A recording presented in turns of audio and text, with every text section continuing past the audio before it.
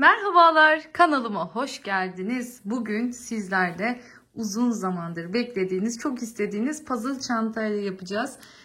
Gerçekten çok uğraştım, çok emek verdim ama değdi, çok güzel oldu. Burada görmüş olduğunuz çantayı ben 2 kere ördüm. Instagram'dan takip edenler bilir. İlk olarak şu şekilde görüyorsunuz kiremit tonlarında örmüştüm. Bu çanta da çok güzel olmuştu ancak böyle içime sinmeyen katlama konusunda sıkıntıları vardı. Yani aslında bu da katlanıyor. Şöyle hemen size de göstereyim. Bu çantamız da katlanıyor ancak katlandığında üçgenler birazcık üzeri çok üst üste biniyordu. Bu da açıkçası beni rahatsız etmişti. Şöyle göstereyim. Bakın bu da aynı şekilde katlanıyor. Ama üçgenlerimiz çok, bakın kesmede bu az kesmeli. O yüzden de çantamız küçük bir formda olmuştu. Burada kesme sayılarımı değiştirdim. Arttırma sayılarımı değiştirdim. Ve tekrardan sıfırdan sizler için bu videoyu çektim. Gerçekten şahane oldu. Duruşu. Yani şöyle sığdırabilsem keşke.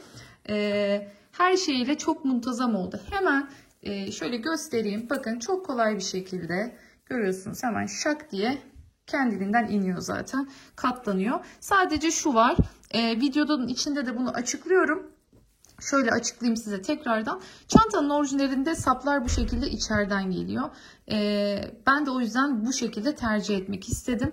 Ancak sapı içeriden taktığımız için bu katlanma ağız kısmında tabii ki de haliyle şöyle bir durum söz konusu oluyor. Bakın şu şekilde kalıyor mecburen. Eğer ki siz saplarınızı benim gibi bu şekilde içten değil de normal atma olarak şöyle üstten dikerseniz o zaman çok rahat bir şekilde ağız kısmı da bu diğer Instagram'da gördüğünüz diğer çantalardaki gibi normal bir şekilde katlanacaktır. Son derece düzgün, muntazam bir çanta oldu. Bakın görüyorsunuz tabanımız çok kolay katlanıyor ve çok da kolay açılıyor. Şöyle göstereyim. Tek hareketle de açabiliyorsunuz çantamızı. Hemen ebatlarını söylemek istiyorum. Videonun en başında büyüklükleri, üçgenlerin büyüklükleri nasıl, çantamız nasıl? Bakın çantamızın öncelikle eninden başlayalım. Şöyle ağız enini söylüyorum ilk olarak. Ağız kısmında bakın şöyle 39 santimlik bir genişliğimiz var. Evet, şöyle aşağılara doğru gittiğimizde 41 santimi buluyor görüyorsunuz. Boyunu hemen söyleyeyim ama bence bu büyüklük çok ideal, onu söyleyebilirim size. Gerçekten asla büyük bir çanta olmadı. Küçük de değil, tam ideal bir büyüklüğü var. Bakın 38 santimlik boyumuz var çantamızda.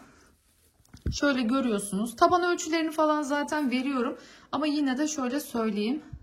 Tabanımız 32 santime 10 santim. Burası yani şöyle şu kısmı 10 santim. Onu da göstereyim. Küçük üçgenimizin boyu görüyorsunuz. Yaklaşık 16 santim. Büyük üçgenimizin boyu ise 22 santim. Bu şekilde çantamızın bakın her yerinden gösteriyorum. Her duruştan gösteriyorum. Son derece güzel, şahane oldu. Desenini tabii ki de orijinaliyle değiştirdim. Ben bu sefer diğerini kiremit renklerinde yapınca bu sefer rengi değiştirmek istedim. Orijinalinde üst kısım yani şu kısımlar bu renkteydi. Yanlarda pembeler vardı ama çok sırıttı. Pembeler çok hoşlanmadım açıkçası. Ben o yüzden yine aynı düzeni devam ettirmek istedim. Diğer kiremitte olduğu gibi şuralara da şu şekilde farklı renkler kattım. Her detayı bulabileceğiniz, içinde bulunacağınız çantamda bakın deri aksesuarlar tercih ettim. Gerçek deri 1,5 santimlik sap ve yine görüyorsunuz şu şekilde kendinden derili çıçıtlardan kullandım. Bunların linklerini, bunların işte ne kullandığımı Instagram'dan paylaşıyorum. Instagram'dan görebilirsiniz. Ben çok beğendim. Umarım siz de beğenmişsinizdir. Ancak küçük bir hatırlatmayla başlamak istiyorum. Evet, marka bir çantanın muadilini yapıyoruz. Asla aynısı değil, benzerini yapıyoruz. Bu çantayı ben bir kere orijinali rafya ile yapılmıştı. Ben bu çantayı kağıt iple yaptım. Orijinal görüntüsüne en yakın olacak şekilde ama bunu size en kolay anlatabileceğim şekilde tasarladım. Orijinali bu şekilde olmadığı için haliyle benimle aynı şekilde bu videoyu izlemeden örmeniz mümkün değil. Lütfen rica ediyorum. Çok emek verdim. Yani bakın, öncesinde ben bu şekilde müsvedde kağıtlardan bunun katlanma mekanizmasını hazırladım. Her şeyini ayarladım. Ona göre sayılarımı belirledim. Ona göre parçalarımı hazırladım. Örme stilimi sadece şu üçgende dıştan mı başlasam, içeri doğru mu gitsem, içeriden dışarı doğru mu gitsem, fazladan 2 çantanın dışında belki 4-5 tane daha üçgen motifi ördüm. Gerçekten çok emek veriyoruz bir şeyleri size en güzelini, en güzel formda çıkartabilmek için. Öncesindeki deneme yanılmaları biz yapmış oluyoruz.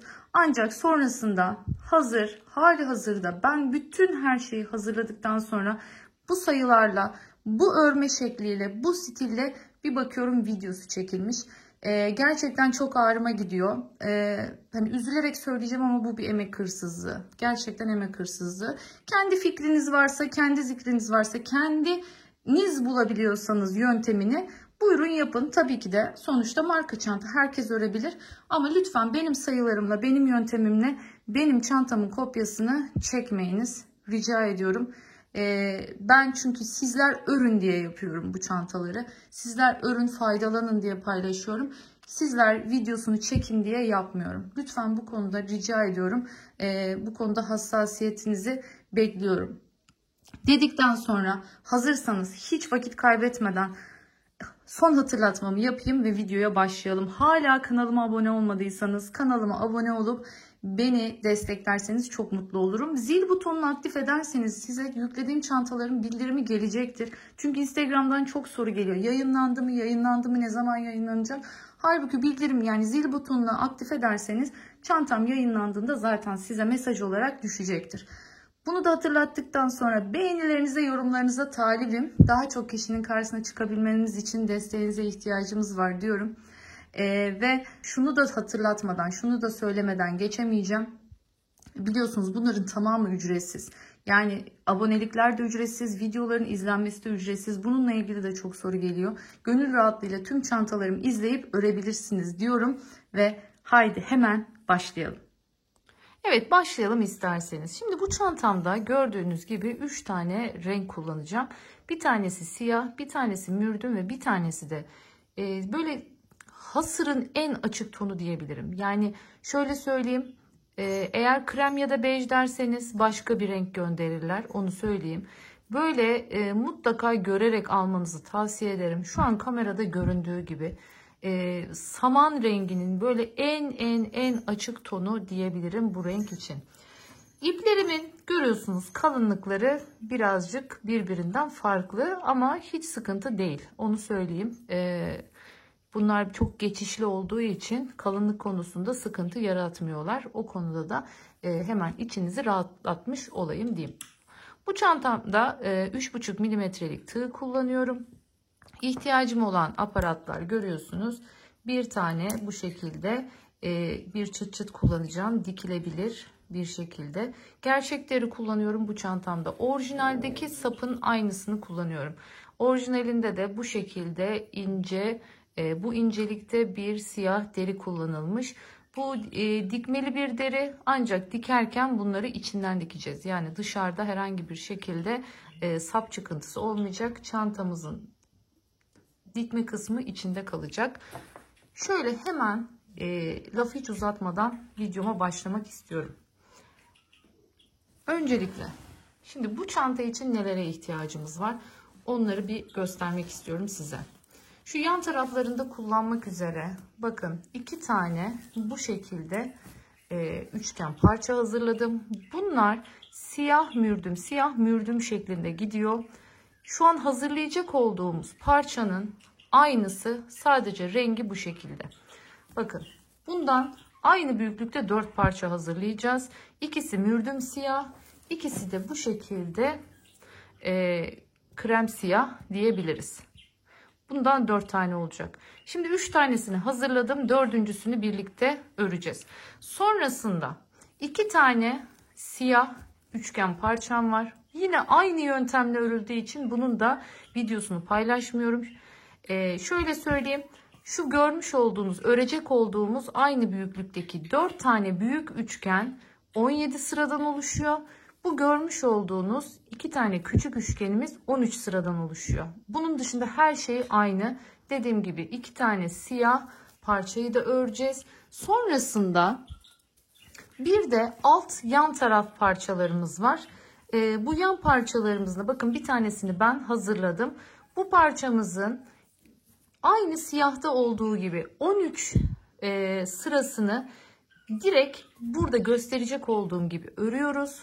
13 sırasını hazırlıyoruz. Sonrasındaki kalan kısımları bu tarafını ayrı, bu tarafını ayrı üzerine örerek devam ediyoruz. Bu da görüyorsunuz tabanımızın kısa kenarını bize veriyor. Şu şekilde siyahımız da tabanımızın bize uzun kenarını veriyor. Bu da bizim tabanımızı oluşturacak. Yani ben şimdi size bir tane bunun örülüşünü nasıl olduğunu göstereceğim. Siz sadece bu yöntemle gördüğünüz gibi çantamızın bütün parçalarını hazırlayacaksınız. Tekrar söylüyorum. Bundan 2 tane. Bundan 2 tane. Bunlar 17 sıradan oluşuyor. Bu 13 sıradan oluşuyor. Bundan 2 tane. Bu da 13 sırayı ördükten sonra dediğim gibi yanlarına 4 sıra daha örüyoruz. Yani aslında baktığımızda bununla hiçbir farkı yok. Bununla birebir bakın aslında aynı büyüklüğü elde ediyoruz. Sadece bunun şu tepe üçgeninin olmadığını düşünün. O şekilde hazırlıyoruz bu parçamızı da. Şimdi bunun ben bakın bir tarafını yaptım. Görüyorsunuz 13 sırasını tamamlamıştım. 13 sırasından sonra bir tarafını kendim ördüm. Diğer tarafın örülüşünü de size göstereceğim. Bunu da ikinci aşamada göstereceğim. Şimdi hemen şöyle parçalarımızı kenara koyalım. Ve asıl yapacak olduğumuz parçayı önümüze alalım. Bakın şimdi biz bu parçayı hazırlıyoruz. Bu parçayı hazırlıyoruz. Yani bu çantayı inanın orijinaline en yakın ama en kolay yöntemle nasıl yapılır? En kolay yani dikkat ettiyseniz bütün parçalar aynı şekilde örülüyor. Bu sayede bir başladığınızda tekrar böyle farklı kısımlar olmayacak. Bir başladınız mı şunu öğrendiğiniz anda zaten çoğu parçayı bu şekilde hazırlayabilmiş olacaksınız. Bunun için çok uğraştım gerçekten. Çünkü diğer orijinalindeki gibi yapsaydık hep bir taraftan kes arttır gerçekten kafanız çok karışabilirdi. Hatta izlerken yorulup örmekten vazgeçebilirdiniz öyle söyleyeyim. O yüzden çantayı sizler için en kolay hale getirdim. Şimdi hemen başlayalım. Bir sihirli halka yaparak başlıyoruz. Şu şekilde elimin üzerine bir çarpı yapıyorum. Tığımızı şu şekilde bakın bunu tutuyorum. Stopluyorum bu şekilde elimle. Buradan giriyorum. Şöyle bu ipi çıkartıyorum yukarıya ve bir zincir çekiyorum. Bakın sihirli halkamı oluşturmuş oldum. Bir zincir daha çekiyorum. 2 zincirle yüksekliğimi elde ediyorum. İpimi doladım. Aynı boşluğun içine şimdi çakma trabzanlarımı yapmaya başlıyorum. Bakın ipimi doluyorum. Giriyorum. Üçünü bir topluyorum. Giriyorum. Üçünü bir topluyorum. Bu şekilde. Şimdi bu sırada şu kenar zincirlerini saymıyoruz. Onun dışında yapmış olduğumuz bakın 1, 2, 3 tane çakma trabzanımı yaptım. Bir zincir çekiyorum araya. İpimi doladım. Geldim. Devam ediyorum. 3 tane de buraya yapacağız. Şimdi 2 ve 3. Evet. Şimdi güzelce artık sıkıştırabiliriz.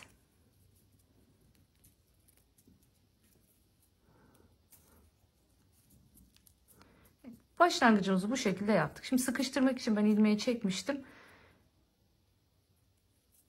Son yaptığım çakma trabzanı. Bu aşamadayken şimdi siyah ipime geçiyorum.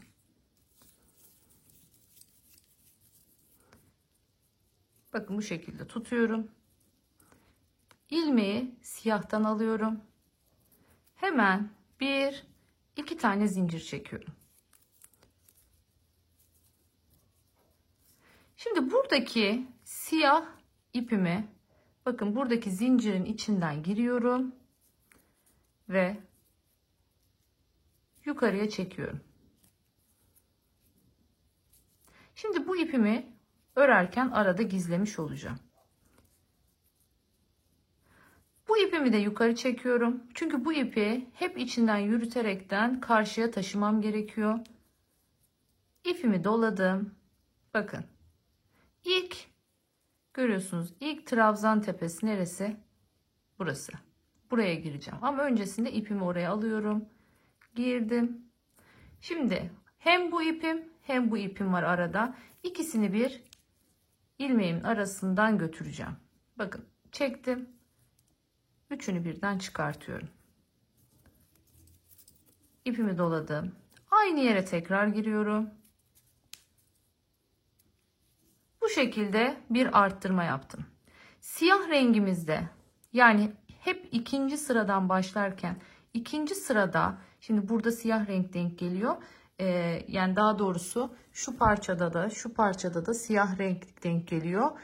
İkili arttırma, yani böyle aynı yere iki battığımız sıralarda, ama sonra düz battığım, yani düz siyahta ya da şu görmüş olduğunuz gibi farklı kombinasyonla gittiğimizde bunlar değişiyor. O yüzden sadece siyah diye şartlamayalım. İkinci sıra diyeyim buna. İkinci sırada aynı yere iki kere batıyoruz. İpimi doladım. Bakın yanındakine. İpimi doladım. Şimdi buraya çok dikkat etmenizi istiyorum. Şurada bir zincirimiz var. Bakın buradaki trabzanımızın üstü, bakın şurada görüyorsunuz. Bunu unutmayalım. Yukarı sıralara gittiğimizde gözden kaçırmayın onu. Burada bir tepemiz var. Bu tepeye de batıyoruz. Bakın 3 tane vardı ya altta. Bu birincinin tepesi, bu ikincinin tepesi, bu da üçüncünün tepesi. Buraya da yaptım. Şimdi artık zincirin içini doldurmaya başlıyorum. Burada bir zincir boşluğumuz var. Buraya girdik. Zincir boşluğundan girdim. Şu ipi keselim artık.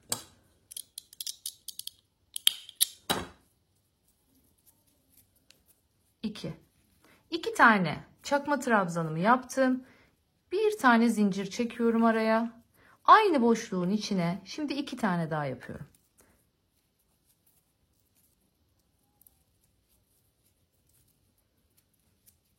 Bu şekilde. İpimi doladım. Bakın battığım yerlere çok dikkat etmenizi istiyorum. Biliyorsunuz çakma trabzanlarda bakın bir şöyle bir V görüntüsü vardır. Bir de tepede bir V görüntüsü vardır. Biz tepedeki V'lere batıyoruz. Şunu da unutmuyoruz. Araya kaynatmıyoruz. Bakın 1, 2, 3 tane V'miz var. Üçüne de batacağız şimdi.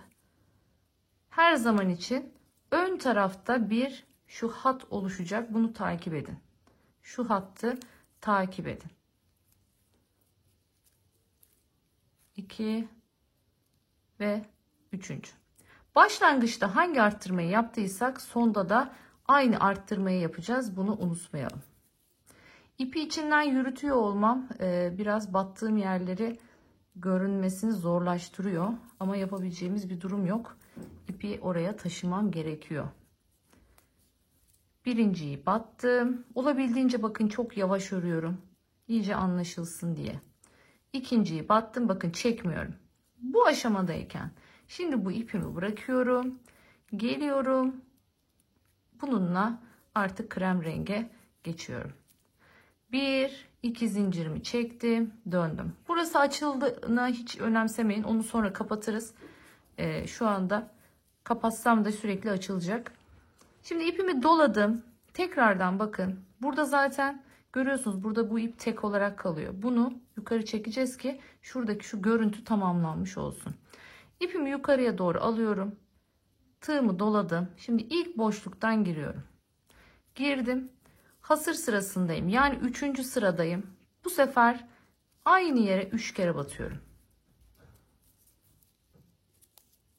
Çiftli sıralarda 2 kere, tekli sıralarda aynı yere 3 kere batıyoruz.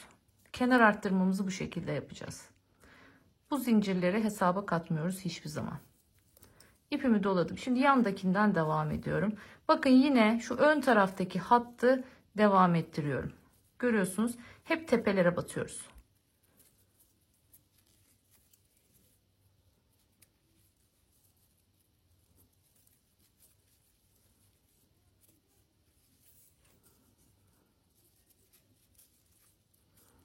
Yani şu iki parça için düşünürsek hasırlarda ve mürdüm renklerinde üçlü batıyoruz. Siyahlarda hep ikili batıyoruz diyebiliriz. Ama diğer parçalar için sayıyı söylemek daha doğru olur. Evet, bakın sonuncuya da yaptım. Şimdi boşluktayım. Boşluğun içine önce 2 tane,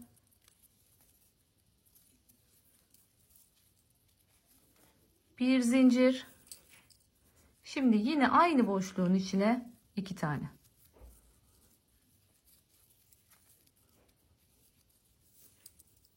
İpimi doladım. Sıradaki trabzanın tepesinden yoluma devam ediyorum.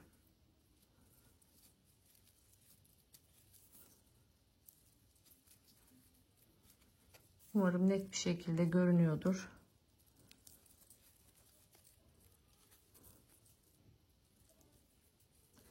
Bu yöntemle çantayı ördüğümüzde ipimizi hiç koparmamıza gerek kalmıyor. Bakın geldim. Son trabzan tepesine de geldim. Şimdi buraya ne yapıyorduk? 3 tane.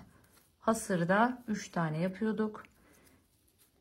İlk göze ve son göze arttırmalarımızı yapıyoruz. Şimdi yine ip değiştiriyoruz. Bakın geçtim. Sıradaki ipimle sonuncusunu topluyorum. 1 2 zincir çekiyorum. Geldim. İpimi tekrardan bakın buraya alıyorum. İpimi doladım. Giriyorum ilk tepeye. Siyahta ne yapıyorduk? Aynı yere 2 kere batıyorduk. Battım. Şimdi sıradaki trabzanın tepesinden yine devam ediyorum. Hiç kafamızın karışacağı bir durum yok.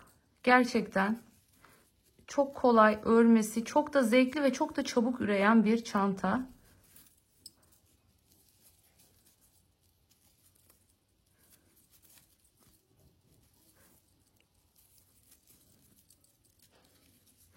Şimdi ben anlaşıldı diye düşünüyorum. Renk geçişini nasıl yaptığımızı gördük. Arttırmaları da nasıl yapacağımızı öğrendik. Şimdi tekrar söylediğim üzere İlkini yaptıktan sonra ikinci sıra, dördüncü sıra, altıncı sıra, 8, 10, 12, 14, 16. sıralarda ilk ve son trabzanın tepesine 2 tane batıyoruz.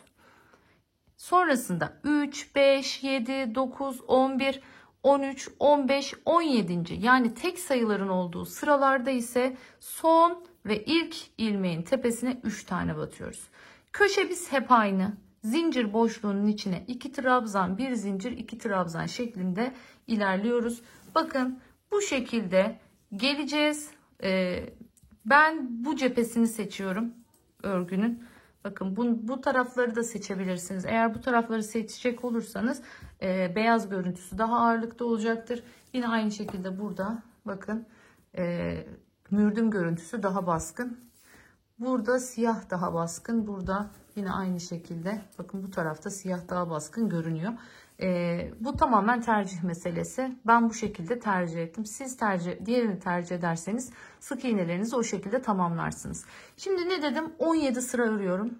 Bu ve bunun için. 17 sıra. Şimdi 17 sırayı tamamlayıp geleceğim. Ve 17. sıradan sonra burada gördüğünüz gibi komple parçamızı sık iğne ile dolaşmamız gerekiyor. Eklemeleri, birleştirmeleri yapabilmemiz için, güzel olması için bu siyah hattı oluşturmamız gerekiyor. O yüzden bir sıra siyahla sık iğne dolaşacağım. Bunu nasıl dolaşacağım? Hemen onu da göstereceğim sizlere. Dilerseniz ben şimdi hemen 17 sırayı örüp geliyorum. Evet, geldim şimdi sıra sonuna. Bakın siyah ipime geçişi yaptım. Bir zincirle burayı sıkıştırdım. Şimdi köşeyi dönüp geldiğimizde yapacağız. Bu arada bakın ipi de görüyorsunuz kestim. Buradan ipimi yukarıya doğru çektim. Bunun biraz sonra üzerini örerken arada gizlemiş olacağım bu sayede. Şimdi siyah rengimle artık sık iğne aşamasına geçiyorum. Burada nerelere batacağım, nasıl batacağım? Eğer ki kalın uçlu tığıyla yani ördüğünüz gibi 3,5'la zorlanıyorsanız burada dilerseniz ince tığa batabilirsiniz. Bazen zincir aralarına batmak zor olabiliyor. 3 milimle bu kısmı fazla sıkmadan örebilirsiniz. Şimdi buradaki mantığımız şu şekilde ilerliyor. Her birine 2 tane sık iğne denk getirmeye çalışacağız. Yani her bir araya. Burada önünüze uygun çıkan yerlere batarak ilerleyebilirsiniz. Ancak bunu yaparken bakın örgümüzün şu şekilde ben yüzü olarak burayı kullandığım için buradan devam edeceğim. Eğer siz şu krem ağırlıklı kısmı kullanmak istiyorsanız o zaman siz direkt buradan sık iğne ile başlayıp gidebilirsiniz. Yani bu tarafa doğru gidebilirsiniz. Ama ben bu tarafa gidiyorum. Yaparken şu üstte kalanlara, önde görünen kısımlara batmamaya, daha çok şöyle arka kısımlara batmaya çalışıyorum. Bakın şöyle girdim. Bir tane yaptım. Hemen bakın şu siyahın girdiği noktaya giriyorum. Bir tane de buraya yapıyorum. 2 taneyi bu şekilde yapmış oldum. Sonrasında burada bakın bir zincir var. Hemen o zincirin göbeğine giriyorum. Burada girerken de olabildiğince ikili çiftli girmeye çalışın. Girebildiğiniz yere, giremediğiniz yerlerde tabii ki de tek girebilirsiniz. Bakın hemen yine siyahtayım. Siyaha ikinciyi koyacağım. Şuradaki boşluğa giriyorum. Yapıyorum. Geldim yine. Bakın şu arka tarafından siyahla birlikte almaya çalışıyorum. Sonra şu birleşim yerine, yani ikisinin birleştiği noktaya yapmaya çalışıyorum. Bir tane daha. Geldik buraya. Şimdi buradaki zincirin göbeğine batıyorum. Bir tane de şu sonuna. Gördüğünüz üzere hepsine ikili gidiyorum.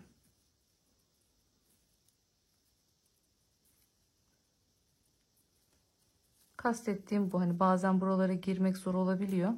Böyle durumlarda 3 milimetrelik tığa geçebilirsiniz.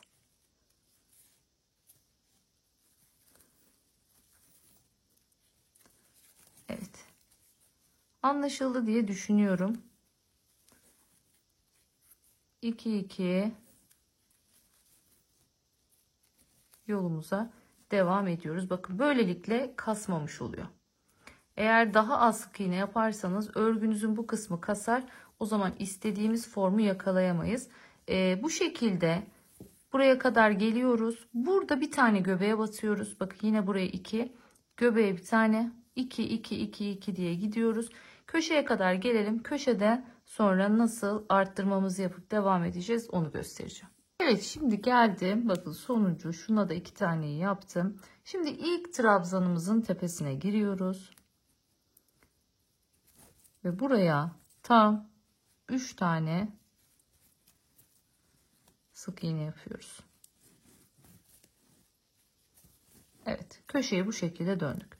Şimdi burada her bir sık iğnenin üzerine bir sık iğne olacak şekilde devam ediyoruz.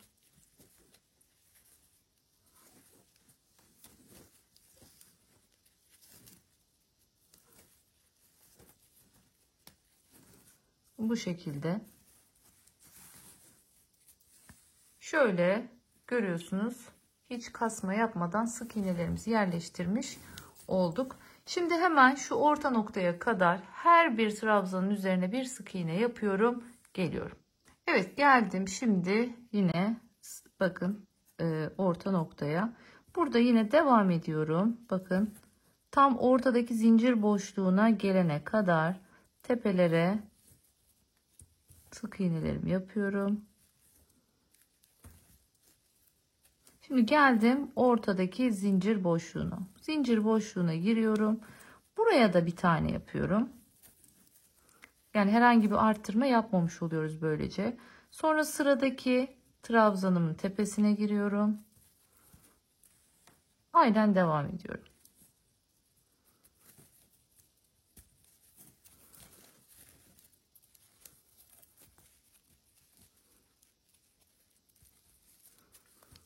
Bakın ilmek tepelerime dikkat etmenizi istiyorum. İşte hani düzgün örgünün sırrı dediğimiz olay bu. Bakın ilmek tepelerim son derece sıkı ve hepsi aynı genişlikte, görüyorsunuz. Eğer tepe ilmekleriniz bu şekilde sıkı ve düzgün olursa örgünüz de son derece muntazam olacaktır. Bakın görüyorsunuz. Çakma trabzanlarınızı bu çantada lütfen çok uzatmayın. Normal direkt çektiğiniz gibi çıkartın.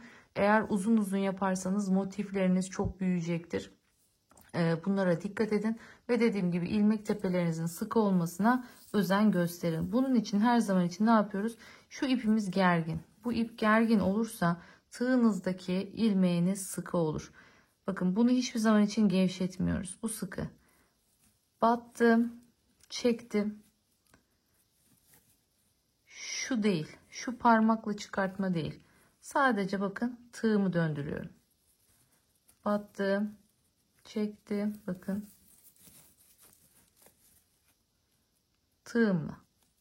Sadece tığımı hareket ettiriyorum. Bu şekilde ördüğünüz zaman sık iğneleriniz her zaman düzgün ve muntazam olacaktır. Tepe ilmekleriniz bu şekilde genişlemez. Ama sürekli baş parmağınızla çekerseniz ilmek genişlikleriniz sürekli değişecektir. Bu da sık iğnelerinizin görüntüsünün güzel olmamasına sebep olur. Evet, bu şekilde şimdi sıra sonuna kadar geliyoruz. Geldim sıranın sonuna. Bakın son ilmeğimizin içine de şimdi buraya 3 tane yapıyoruz.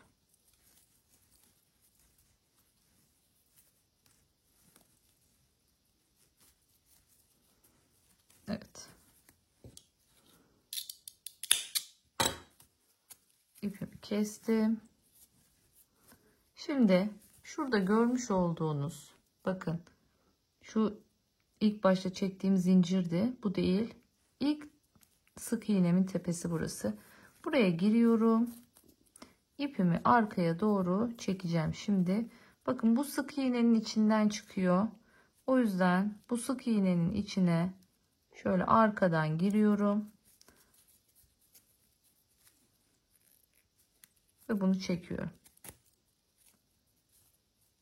Bunu iğneyle de yapabilirsiniz. Bunu ince tığla da yapabilirsiniz. Daha sonra bu ipi iğneyle gizleyeceğim burada arkada.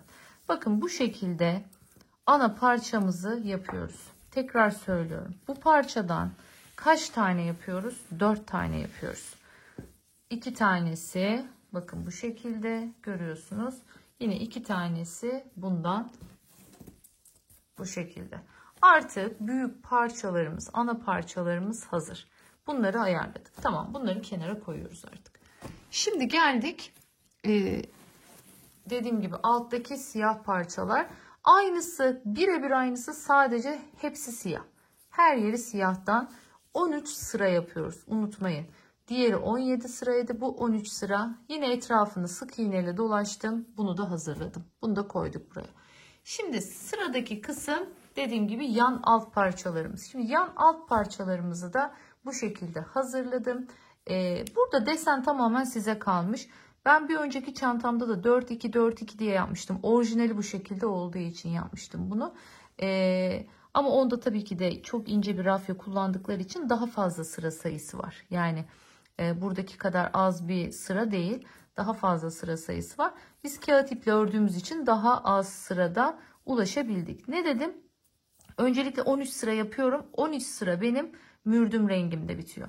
Yani Ne yaptım? 1, 2, 3, 4 sıra açık saman, bir sıra mürdüm. 2 sıra, bir sıra siyah.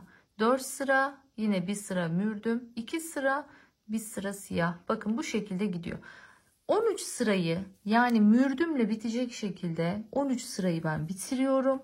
Daha sonrasında yan kısımlarını bir bu tarafa doğru, bir bu tarafa doğru ayrı olarak örüyorum. Şimdi bunu anlatmış olayım üzerinde. Şimdi ben görüyorsunuz bu parçamda mürdümde bitirdim ve sonrasında bu şekilde bir tarafını hallettim.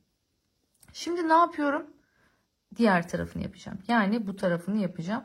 Bunu yaparken şunu dikkat etmenizi istiyorum. Bakın şu görmüş olduğunuz sıra sıra izlerimiz var ya. Bunlar bakın 2 sırada bir denk geliyor. Şimdi aynı şekilde buraya da denk gelmesini istiyorum. Ben bunu şöyle başlamışım. Bu arada içinden gizlediğim ipleri daha henüz temizlemedim. Hani o yüzden böyle her yerinden ipler çıkıyor. Onları temizleyeceğiz, ütüleyeceğiz. Ondan sonra birleştireceğiz. Şimdi ben bu şekilde başladım bu çantaya. Bakın böyle başladım. O zaman bunun devamı böyle gittim, geldim. Gittim, geldim. Bakın burada da bitirdim. Şimdi buradan bu şekilde gittiğim için aynı yüzden devam etmem gerekiyor. O yüzden bu sefer bu taraftan başlayacağım. Bakın burada arttırarak başlayıp azaltarak devam etmiştim. Şimdi azaltarak başlayıp arttırarak devam edeceğim. Yani buraya geldiğimizde arttırma. Biliyorsunuz şu görmüş olduğunuz hattımız hep arttırma hattımız. Bunu aynen devam ettiriyoruz eklerken. Bu tarafta kesme kısmımız. Keseceğiz ki şuradaki şu düzlüğü elde edebilelim. Yani şurayı elde edebilmek için bu taraflarda kesmeyi yapıyoruz. Şimdi biz dediğim gibi buradan başlayacağımız için direkt keserek başlayacağız. Şöyle ipimizi çevirelim. Bakın buradan devam edeceğim önüme. Yine ne yapıyorum? Şöyle açık saman rengimi alıyorum.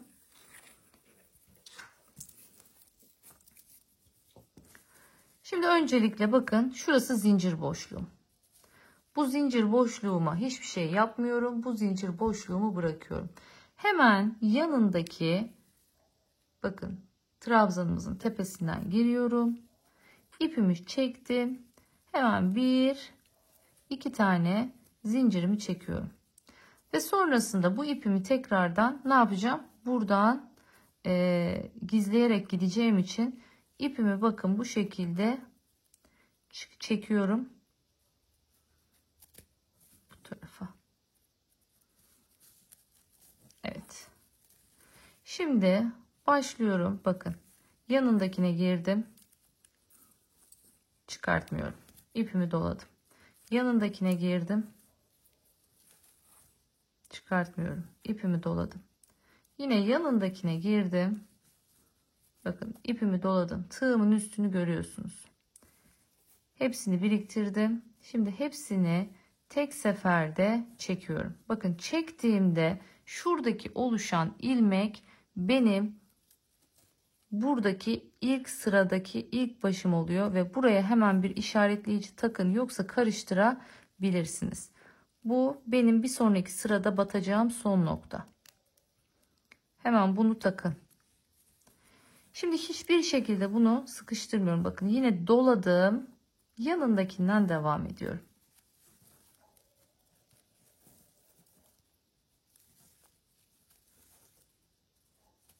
Normal.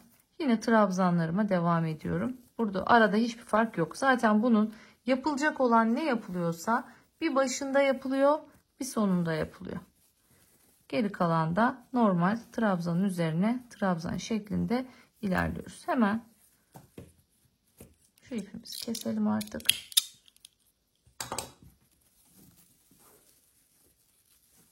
Evet.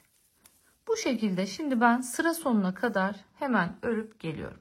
Evet, geldik. Bakın son ilmeğimizin içine ipimi doladım. Hemen buraya giriyorum. Şimdi bir önceki sırada üçlü yaptığımız için tek sıralar üçlüydü biliyorsunuz. Bu şu an çift sırada olduğumuz için buraya yalnızca 2 tane yapıyorum. Şimdi tekrar 1 2 zincir çektim ve döndüm. Şimdi üçlü sırasındayız. Bakın ilk ilmeğimizin içine 3 tane yapıyorum. 1 2 ve 3. 3 tane yaptım. Hemen ipimi doladım. Yanındakinden devam ediyorum.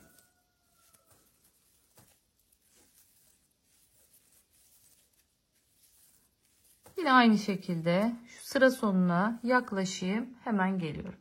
Evet, şimdi görüyorsunuz 3 ilmek kalana kadar ördüm. 1 2 3 tane ilmeğim var. İpimi doladım. Geldim, bakın buradan bir ilmek çıkarttım.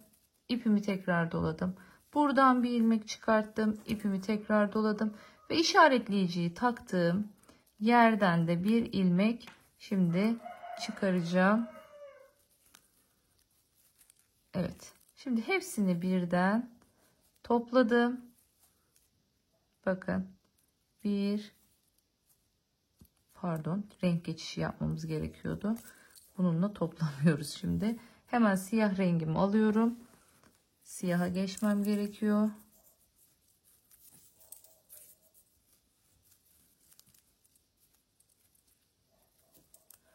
Bir, iki tane zincirimi çektim ve şunu uzatıp hemen şuradan, bakın ilk zincirin içinden girip buradaki ipimi öne doğru çekiyorum. Şimdi dönüyorum bu tarafa. Bu ipimi tekrardan, bakın diğerlerinde olduğu gibi yukarıya aldım. İpimi doladım. İlk görmüş olduğunuz trabzanın tepesine girdim. Tekrar doladım. Tekrar doladım. Yani görüyorsunuz, kesme tarafında olduğumuz için buraya gelince hep kesme yapacağız. Şimdi bunu çıkarttık. Hemen tekrar işaretleyicimi takıyorum. Bakın şu ilmeğime işaretleyiciyi taktım. Şimdi bunu güzelce şöyle bir sıkıyorum ki burada bir ilmek genişliği oluşmasın. İyice olabildiğince sıktım. Geldim hemen bir sonrakine. Bakın, trabzanımı yaptım. Bu şekilde bu sırayı siyahla gidiyorum. Şimdi bu sıranın sonunda siyahı koparmayacağız. Siyahı bir sıra daha yürüteceğim. Çünkü artık bunu bitirince neye geçiyoruz? Tekrar siyahla çevrelemeye başlayacağız çantamızı. Sık iğneyle. Evet, bu şekilde şimdi sıra sonuna kadar hemen siyahı örüp geliyorum. Evet, geldim yine sıra sonuna.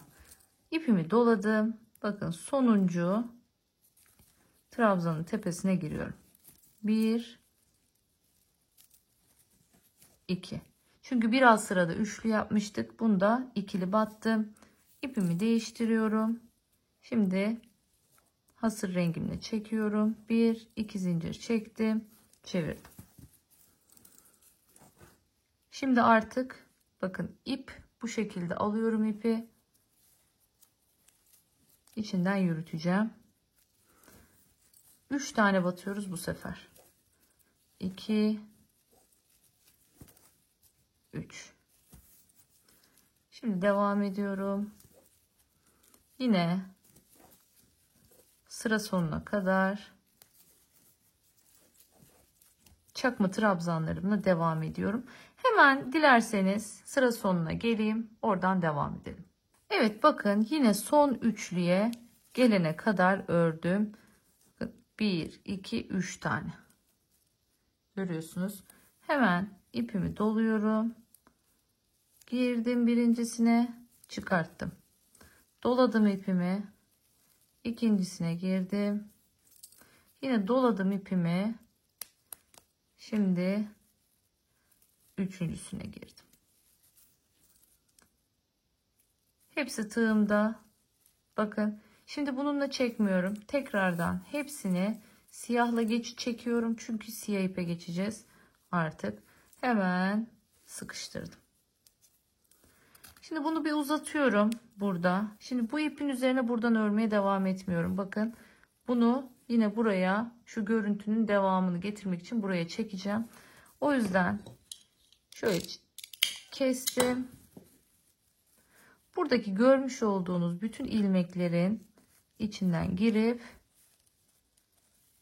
bu ipi yukarıya çekiyorum.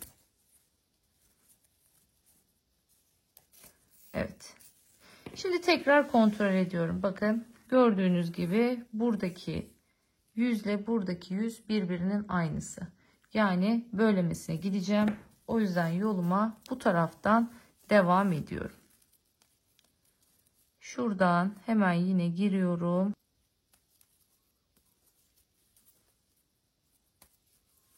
Şöyle şu şekilde bir tane buraya. Bakın böylelikle 2 tane yapmış oldum. Şimdi bir tane zincirin ortasına giriyorum. Şöyle.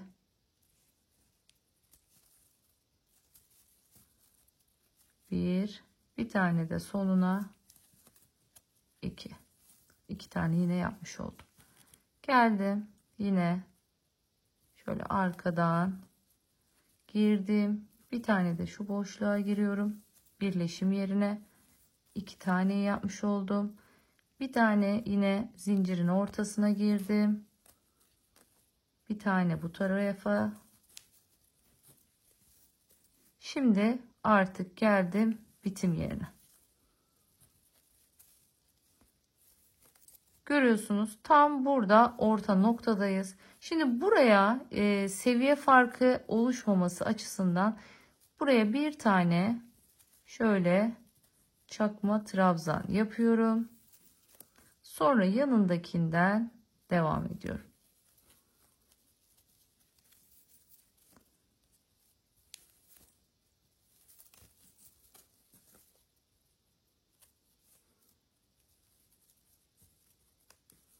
Zincirlerin içine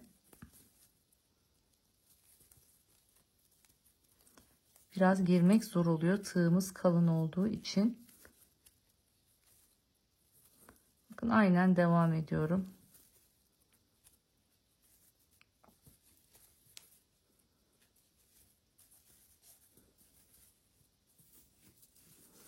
Şimdi geliyorum. Bakın buradayım. Bunun kenarındayım. Zincirin ortasına girdim. Ve artık şu görmüş olduğunuz trabzanın tepesine giriyorum. Şimdi diğer köşelerde olduğu gibi buraya 3 tane yapıyorum. 2 ve 3 tane köşeye yaptım.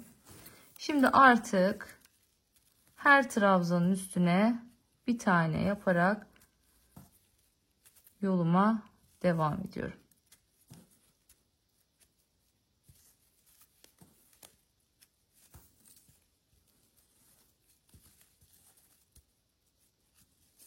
Evet, bu şekilde sık iğnelerimizi yapalım. Şimdi sıra sonuna kadar yapıp geliyorum. Evet, geldik son trabzanımızın içine. Şimdi buraya yine 3 tane yapıyoruz.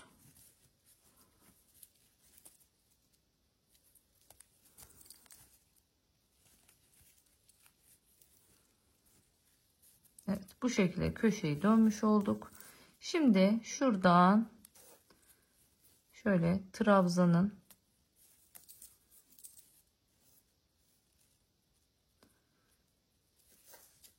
yanından başlayalım. Bakın tam kesiştiği yerden girdim. 2 tane beyaz için yapmış olduk. Şimdi zincir ortasına girdim. Bir tane de zincirin başına girdim. Şimdi buradan sonra artık göstereceğim herhangi bir kısım yok. Çünkü bunu zaten biraz önce şu parçayı yaparken zaten bu kısmın nasıl yapıldığını gösterdim. Yine buraya geleceksiniz. Burada köşeyi üçleyeceksiniz. Yine buradan geleceksiniz. Burada köşeyi üçleyeceksiniz ve birleştireceksiniz. Yani birebir artık mantık anlaşıldı diye düşünüyorum. Parçalarımız bu şekilde oluşturulmuş oluyor. Şimdi ben bunu bitiriyorum. Ve şimdi sizlerle birlikte tabanı örmeye başlayacağız. Evet, geldik şimdi tabanımıza. Tabanımızı yaparken 55 artı 2 zincirle başlıyoruz. 55 zincirimiz çakma trabzanımızı yapmak için, 2 tane de yükseklik için çekiyoruz. Toplam 55 artı 2. Şimdi hemen şu şekilde tuttum. Bir tane çektim, bırakmıyorum. Bir tane daha çektim ve ipimi burada bırakıp sıkıştırıyorum. Bu benim ilk zincirim yerine geçiyor. 2 3 4 5 6 7 8 9 10 11. Şimdi bu şekilde 57 tane çekip geliyorum. Şimdi 57 tane zincirimi çektim. İpimi doladım. Çevirdim örgümün arkasını. Bakın arkasını çevirdiğimizde şu şekilde birer tümseklerimiz var. Tam arka ortalarda. Buralara giriyorum. Ve aynı çantamın tamamında yaptığım gibi çakma trabzan yapıyorum. İpimi doladım. Bakın hemen yanındaki çakma trabzanımı yaptım. İpimi doladım. Yanındaki çakma trabzan. Bu şekilde. Şimdi her ilmeğin içine bir tane çakma trabzan yapacağız. Toplamda yandaki ilk yaptığımız zinciri saymazsak toplam bu şekilde 55 tane trabzanımız olmuş olacak. Bakın şu zinciri saymıyorum. Sadece trabzanları saydığımda 55 tane olacak. Bunu neye göre kararlaştırdım? Bakın şu parçamı aldığımda elime şu şekilde tuttuğumda şu görmüş olduğunuz kısmı ölçüyorum. Ölçtüğümde ihtiyacım olan trabzan sayısına ulaşıyorum. Bakın saymıyorum. Eğer ilmekleri sayarsak yanlış olur. Buna çok dikkat edin. Çünkü biz burada sık iğne ile dolaşırken daha fazla ilmek sayısı elde ediyoruz. Buna göre yapmıyoruz. Tamamen hesapladım. Dedim ki buradaki yaklaşık 31 santim geliyor. Dedim en güzeli ne yapayım? 30 santim yapayım dedim. 30 santim benim de 55 tane trabzan 30 santimime denk geliyor. O yüzden 55 sayısını tercih ettim burada. Yani onu da söylemiş olayım. Neden, nasıl seçtiğimizi. Ola ki siz çantayı büyütmek ya da küçültmek istediğinizde ölçünüzü buna göre alın. Tabanımızın uzun kenarını bakın buraya göre yapıyoruz. Tabanımızın uzun kenarı buraya göre. Tabanımızın kısa kenarı ise buraya göre. Bu şekilde.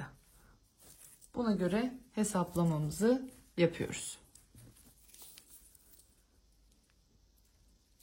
Şimdi ben bu şekilde sıra sonuna kadar trabzanlarımı yapıp geleyim. Sonrasında üst sıraya nasıl çıkıyoruz hemen onu göstereceğim. Evet, geldim bakın sıranın sonuna. Şimdi 2 tane zincir çekiyorum ve dönüyorum buraya.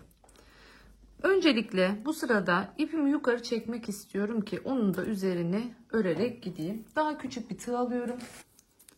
Bakın şöyle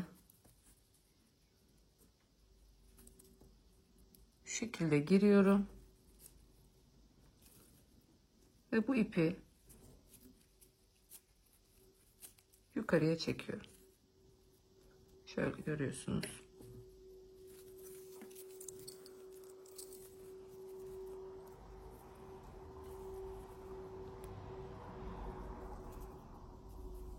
Döndüm.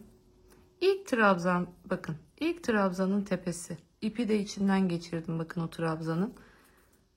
İlk trabzanın tepesinden başlayarak yine her trabzanın tepesine bir trabzan yaparak ilerliyoruz. Yine bakın altta şu çizgi hattı oluşuyor.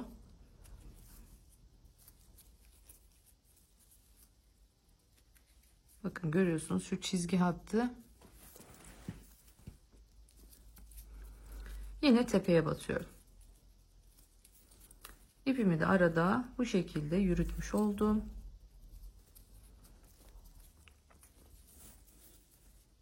Ne kadar olana kadar öreceğim. dediğim gibi 10 santim olana kadar öreceğim. Şu şekilde. Şimdi yine sıra sonuna geleceğiz. Yine 2 zincir, yine yukarıya. Böyle döne döne gideceğiz. Dediğim gibi nereye kadar? Şu eni elde edene kadar. Yani çantamızın, bakın şimdi şöyle düşünün. Buradaki bu eni elde edene kadar örüp geliyorum. Evet, şimdi şöyle bir ölçtüm. Tabii biraz zincirim toplamış açıkçası. Bakın şöyle gösterdiğimde, şu şekilde gergin bir şekilde gösterdiğimde burada ve burada tam bir trabzanlık, şöyle tutayım. Burada ve burada tam bir trabzanlık bir boşluk oluşmuş. Şu tarafı ise şöyle tuttuğumda, bakın şu şekilde tuttuğumda burada ise bir tane trabzanlık bir boşluk söz konusu. Yani bir trabzan daha yaptığımda tam olarak istediğim sonucu elde edebileceğim. Yani şu şekilde tuttuğumuzda daha net görebilirsiniz. Aslında bence yeterli de olmuş. Bence yapmayalım bir sırada. Onun yerine şimdi kenarlarını sık iğne yapmaktan vazgeçtim. Zaten bir kenar hattımız var iki tarafta da. Onun yerine şu iki kenara bir kenar hattı yapacağım ve böylelikle de boylarını eşitlemiş olacağım. Şimdi en son battığım yere ipimi bakın doladım. Tekrardan giriyorum ve tekrar bir trabzan yapıyorum. İpimi doladım. Aynı yere tekrar giriyorum ve buraya bir trabzan daha yapıyorum. Böylelikle bir köşe hattı oluşturmuş oldum. Sonrasında hemen şuradaki zincir boşluğundan giriyorum. Buraya bir trabzan. Sonrasında yandaki bağlantı noktasına bakın. İki trabzanın birbiriyle birleştiği noktaya bir trabzan daha. İpimi doladım. Hemen yandaki, görüyorsunuz, en son yapılan bir çakma trabzan var. Onun üstüne. Sonrasında tekrardan zincirin içine, burada bir zincir vardı. Şöyle batabileceğim bir yerinden. Sonrasında birleşim yerine. Tekrar trabzanın arkasına.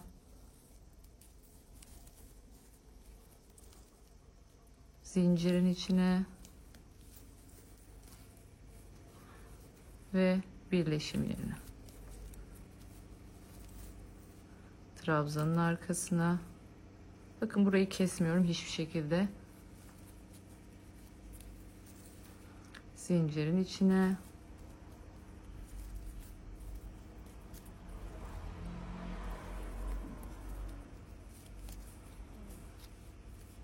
Tekrardan burada zincirin ikisinin birleşim yerine. Bakın görüyorsunuz bu şekilde düzgün bir şekilde dolaşıyoruz. Hem de boyunu uzatmış oluyoruz. Yine trabzanın arkasına. Yine zincirin içine. Tekrardan aynı zincir olan kısımdaki şuradaki son noktaya.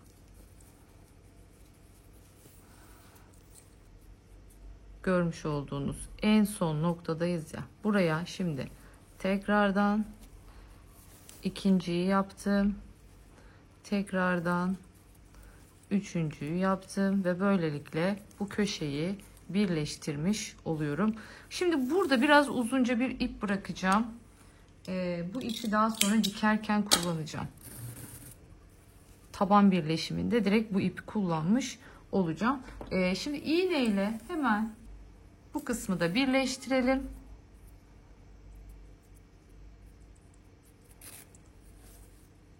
Bakın görüyorsunuz buradaki ilk trabzanın tepesi giriyorum.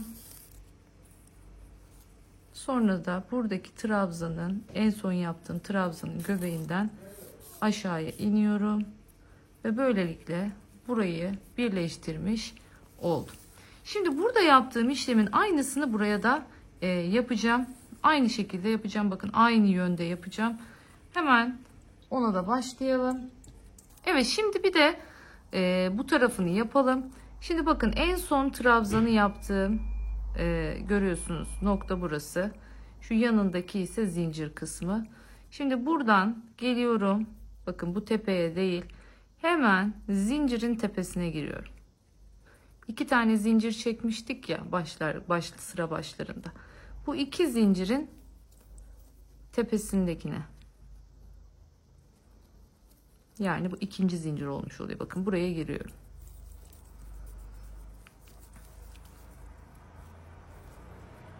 İpimi çektim buraya.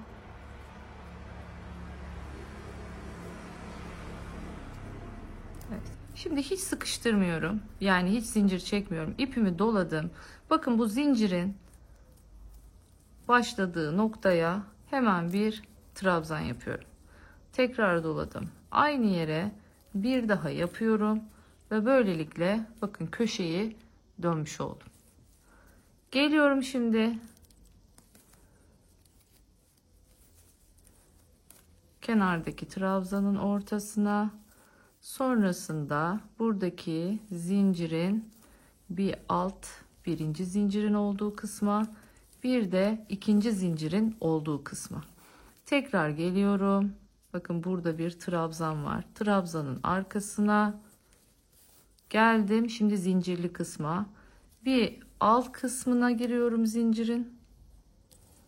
Yani şöyle düşünün, her trabzanlarda iki yere değil, bu sefer birine bir, birine iki, birine bir, birine iki şeklinde gidiyoruz.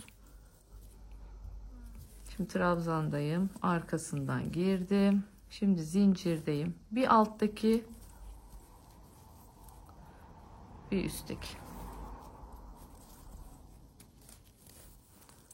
Yine trabzanın arkasından girdim. Şimdi zincirin şöyle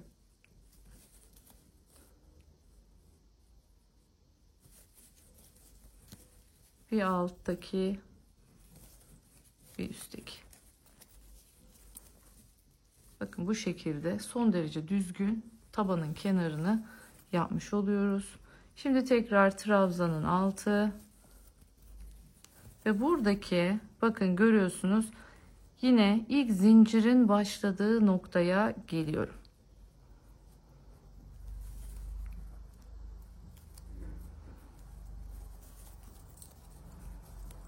Buraya bir tane yaptım. Geldim aynı yere. Bir tane daha yaptım. Böylelikle ne oldu? Şu köşeyi yapmış oldum. Aynı şekilde ipimi kopartıyorum.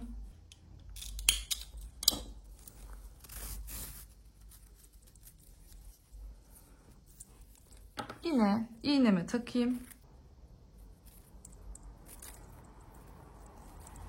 Bakın buradaki ilk trabzanın tepesi, giriyorum. Tekrar görüyorsunuz, trabzanın tepesinde ipin çıktığı noktaya geri giriyorum. Böylece buraya bir ilmek oluşturmuş oluyorum.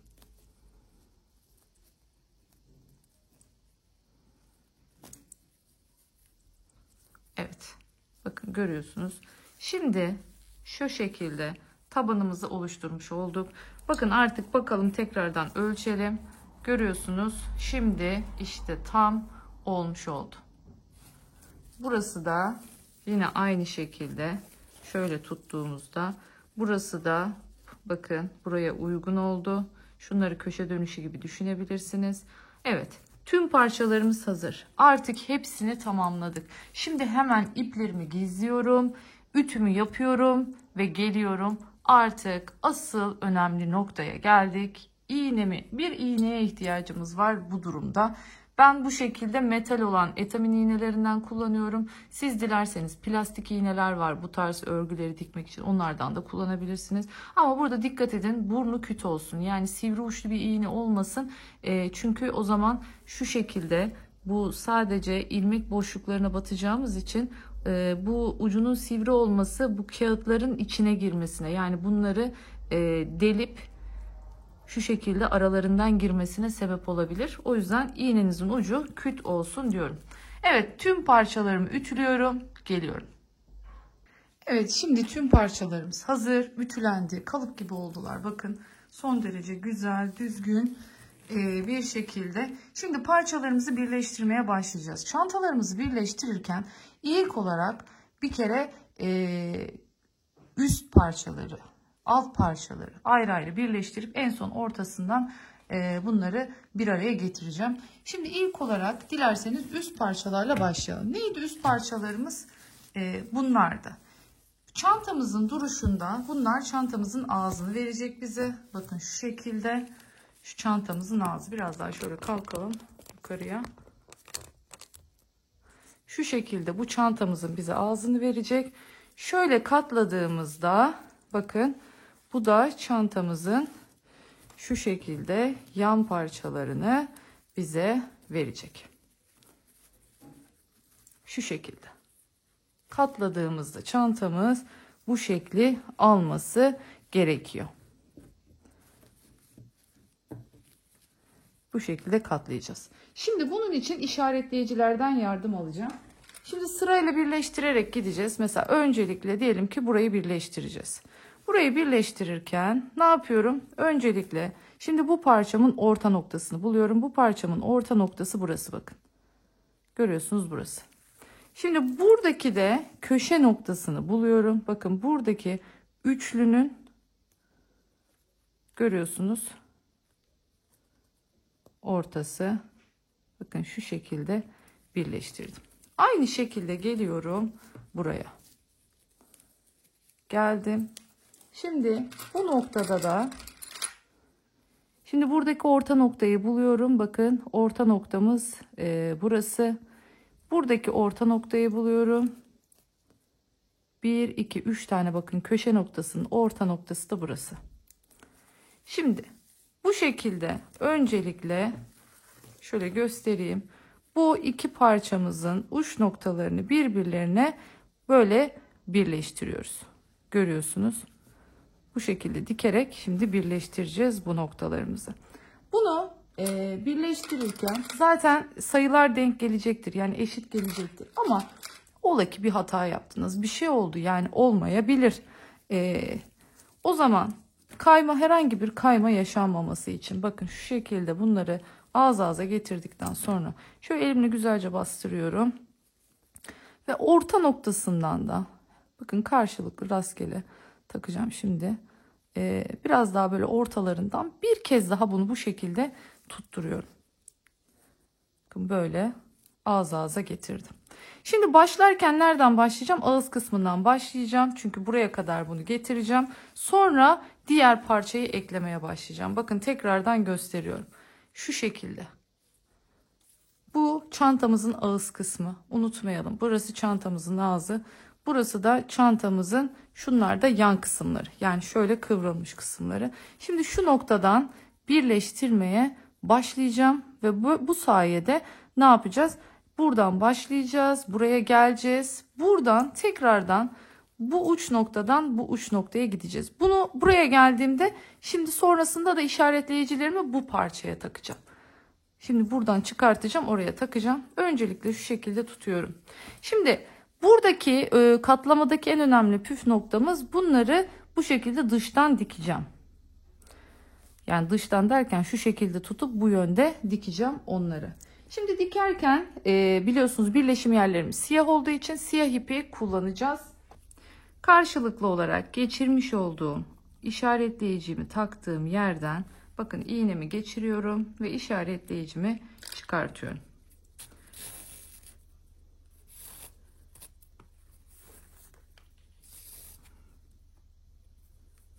Evet.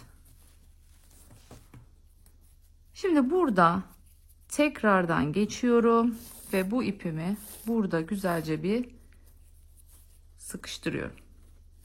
Şimdi buradan sonra bakın şöyle ağız ağza birbirlerine bakan iç loblardan karşılıklı olarak bu şekilde dikeceğim.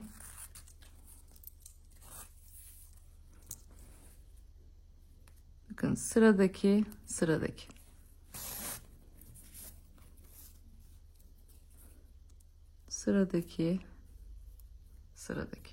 Hep bu şekilde.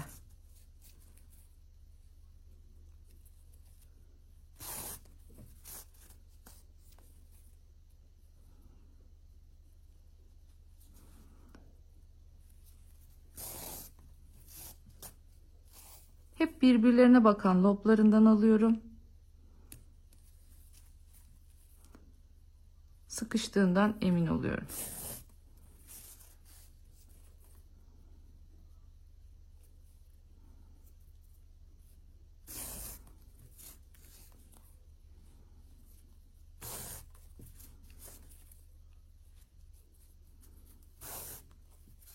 Şimdi bu şekilde sıra sonuna kadar dikip geleyim. Sonra köşede nasıl yapacağız? Hemen onu göstereceğim. Evet, geldik. Bakın sıranın sonuna, en son işaretleyiciyi taktığımız yerdeyiz. Şimdi buraya güzelce bakın geldik. Tekrardan giriyorum ve burayı bu şekilde bir sıkılaştırıyorum iyice. Bu çünkü önemli. Evet, bir dakika, tek lobundan almışım yanlışlıkla. Onu bir düzelteyim hemen. Çünkü kopma yapabilir. Yani ipin kanatlarından ayrılmış. Onu bir düzelteyim hemen.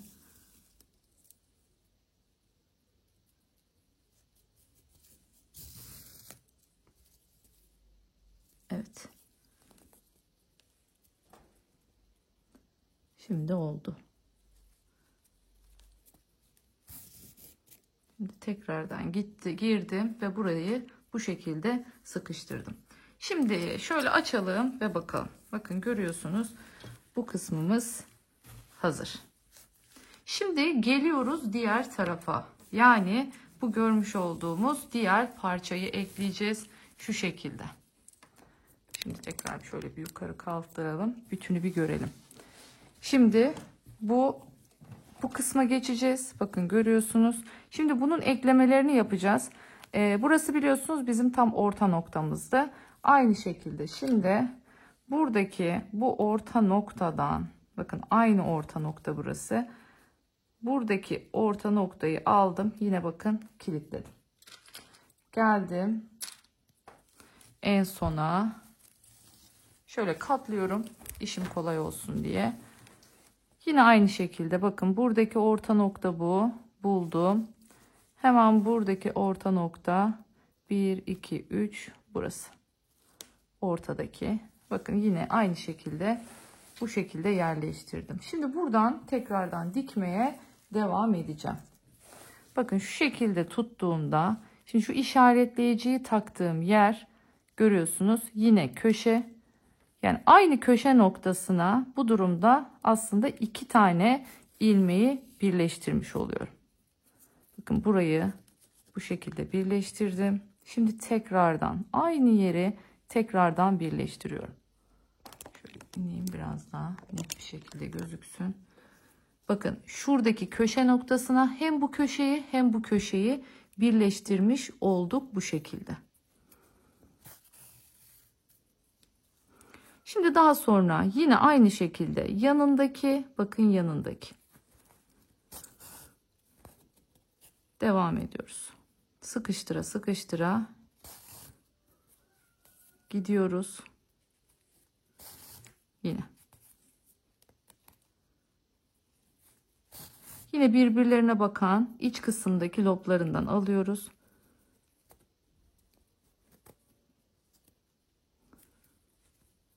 İpimizi çekelim artık.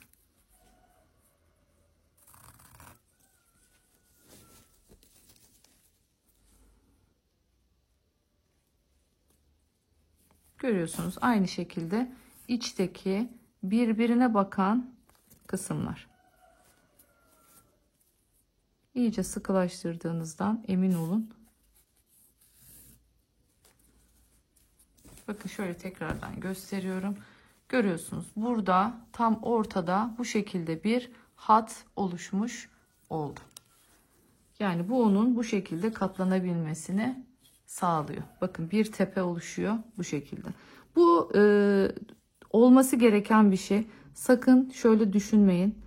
İşte bunun buralarında çıkıntılar oluşuyor falan. Evet, o çıkıntılar zaten onun bu şekilde katlanabilmesini sağlıyor. Hani onu söylemiş olayım. Bakın bu şekilde buraları bu sayede katlanabiliyor. Şimdi ben yine sıra sonuna kadar geleyim. Daha sonra burayı bitireceğim. Diğer parçalarla devam edelim. Hemen yapıp geliyorum. Evet, bakın ipim buraya geldiğinde bitti. O ipi hemen sık iğnelerimin arasından yok ettim. Sonrasında yeni ipe başladım. Hemen bunu göstermek istedim size. İplerimiz nasıl bu şekilde mesela bitti. Hemen orada ne yapıyoruz? Tekrardan yeni ipe başlıyoruz. İpimizi ilk olarak bakın şöyle sık iğnelerimizin olduğu yere doğru çekiyoruz. İplerimizi gizlerken bakın burayı aşağıya çektik onu. Aşağıya çektikten sonra şimdi buradan şöyle bakın siyah sık iğnelerimin arasından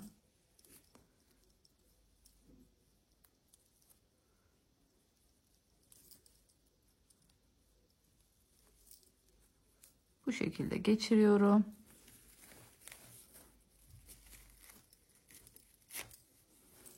Evet. İpimi burada kesiyorum. Şimdi yine aynı şekilde ağız kısmında da bakın ipimiz kaldı. Kestim ben fazlasını.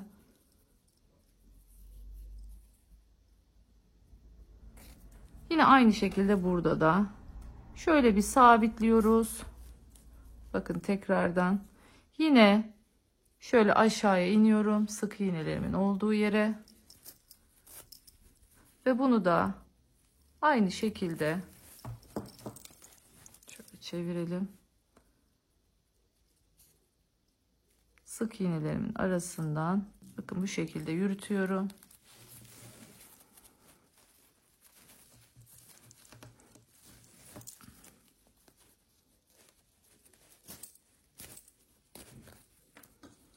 Evet, bu şekilde kestim.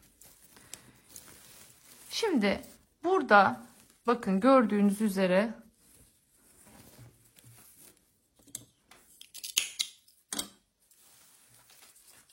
bu şekilde birleştirmiş olduk. Bakın V'miz şu anda ilk V'miz hazır. Şimdi aynısını arkası için de yapacağız. Bakın şu şekilde buraya da bu parçayı birleştireceğiz. Aynı yöntemle yapacağımız için burayı göstermiyorum. Burayı siz hemen dikip geliyorsunuz. Bakın şuradan yine aynı şekilde köşeyi belirleyeceğiz. Buradan başlayacağız. Yine burayı köşeyi belirleyeceğiz. Buradan başlayacağız. Bu tarafı da bir ön taraf gibi. Yani aynısı. Aynı şekilde şimdi çantamızın bu yüzünü birleştireceğiz. Bakın bu şekilde. Bu yüzü de bittikten sonra artık alt kısma geçeceğiz. Alt kısmı birleştireceğiz. Orada da mantık aynı. Zaten göstereceğim size şimdi yine. Birleştirme şeklimiz tamamen aynı. Aynı şekilde de orayı birleştireceğiz. Daha sonra artık tam orta hattan hepsini bir araya getirme zamanı diyeceğiz. Evet, şimdi bakın bu tarafı bitirdik. Üst tarafımız hazır. Gayet güzel bir şekilde birleştirdik bu kısmını. Şimdi bunu kenara koyuyorum. Hemen alt parçalara geçiyorum.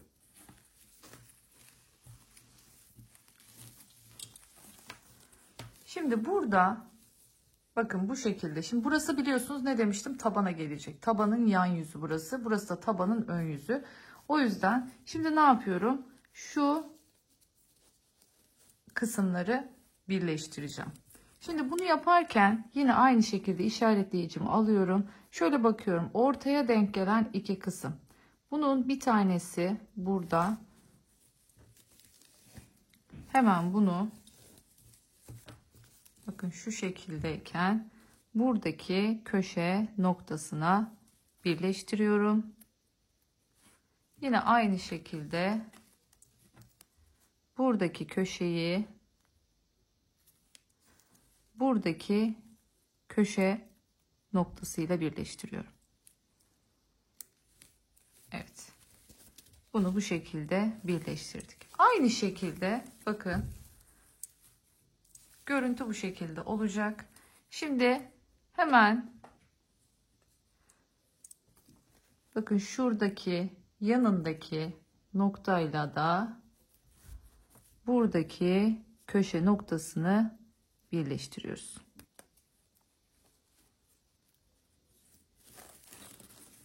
Evet, aynı şekilde buradaki köşe noktasıyla buradaki köşe noktasını birleştiriyoruz. Şimdi hemen dilerseniz bu kısımları da dikmeye başlayalım. Yine şuradan başlayacağım. Böyle bu şekilde ilerleyeceğim.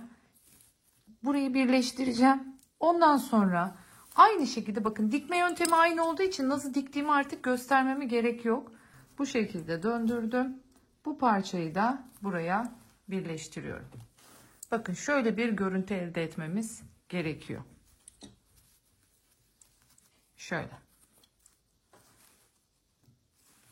Burayı da birleştirelim. Daha sonra ne yapacağız? Tabanı da birleştireceğiz. Bakın buraya, şu araya tabanı da birleştireceğiz. Ve sonrasında artık bu iki parçayı birbirine ekleyeceğiz. Şöyle çevireyim. İşaretlediğim kısım şöyle üstte kalsın. Bakın burayı birleştirdikten sonra alacağım. Artık buradaki iki parçayı da birbirine ekleyeceğim. Ve böylelikle çantamız tamamlanmış olacak. Şimdi dilerseniz hemen bu parçaları birleştireyim. Bakın aynı yöntemle birleştiriyoruz. Şöyle alıyorum. Ağız ağza gelecek şekilde tık tık tık tık tık dikiyorum. Geliyorum buraya. Buradan devam ediyorum. Tık tık tık tık tık bu tarafını bitiriyorum. Aynı işlemi arkası için yapıyoruz.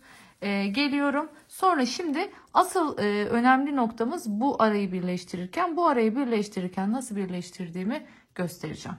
Evet, bakın şimdi görüyorsunuz.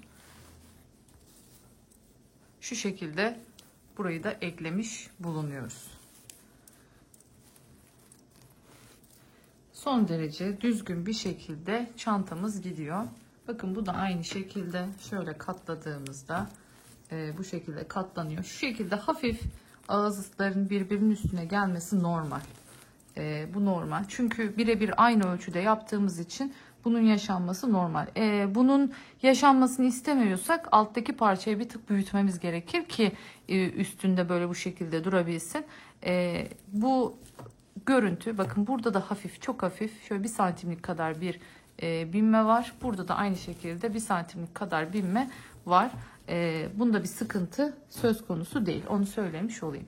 Şimdi aynı durum burada da var. Bakın görüyorsunuz çok az bir üst üste binme söz konusu. Hiç önemli değil. Şimdi geldik buraya taban kısmını yapmaya başlayacağız. Şuradaki ipimi kesmemişim, onu da keseyim. Şimdi artık hatırlarsanız tabanımızın köşesinde zaten ipler bırakmıştık. Tabanımızı bu şekilde buraya yerleştireceğiz ve sonrasında artık bunu dikmeye başlayacağız. Şöyle bakın koyduğumuzda buraya bu şekilde tabanımız, pardon, şöyle koyduğumuzda tabanımız buraya bu şekilde oturmuş olacak. Şimdi hemen köşesindeki ipin bir tanesini geçiriyorum.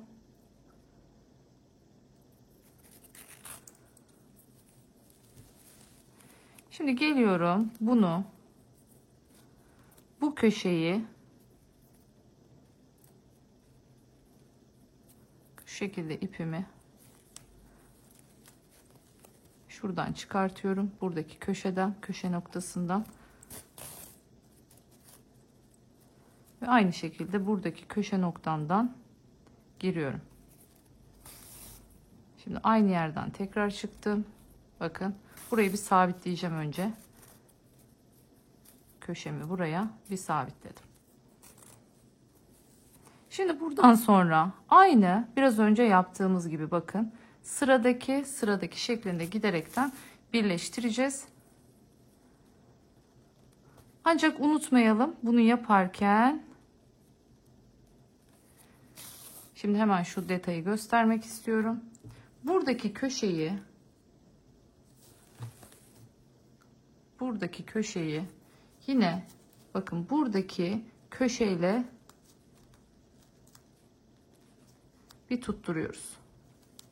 Çünkü ne demiştik? İlmek sayılarımız tam eşit değil. O yüzden buradaki köşeye birleştirdik ve sonrasında şöyle denk getirdikten sonra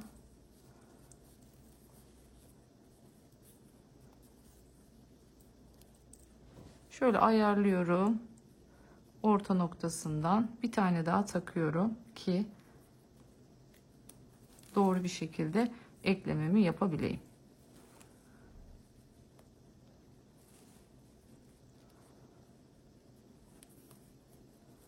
Bir buradan, bir buradan. Bakın yine birbirlerine dönük olan ilmeklerden alıyorum. Bu şekilde. Şöyle karşısına geleni yapıyorum. Bakın her zaman için.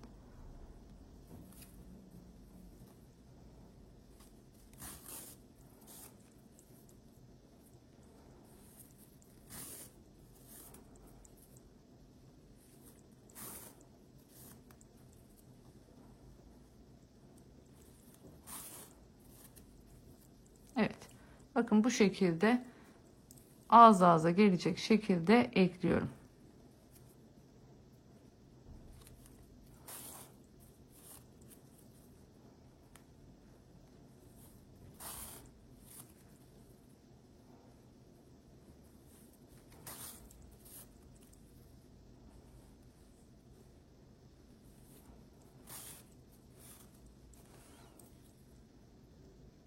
Şimdi bakın.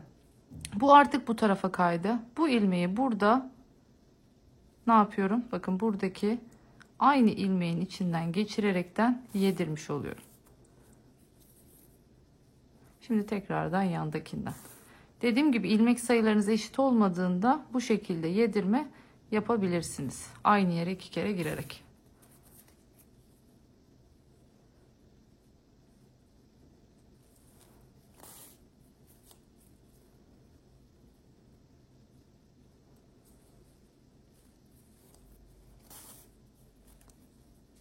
Şimdi ben bu şekilde sıra sonuna kadar geleyim. Evet, şimdi parçalarımız hazır. Bakın şu konuda affınızı rica ediyorum.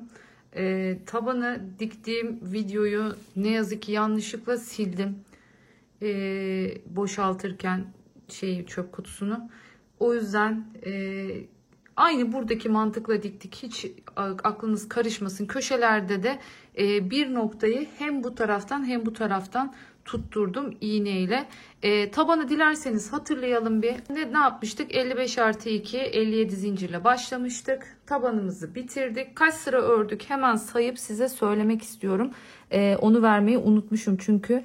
1, 2, 3, 4, 5, 6, 7, 8, 9, 10, 11, 12 sıra örüyoruz. Tabanımızın büyüklüğünü hemen ölçüsünü de vermek istiyorum.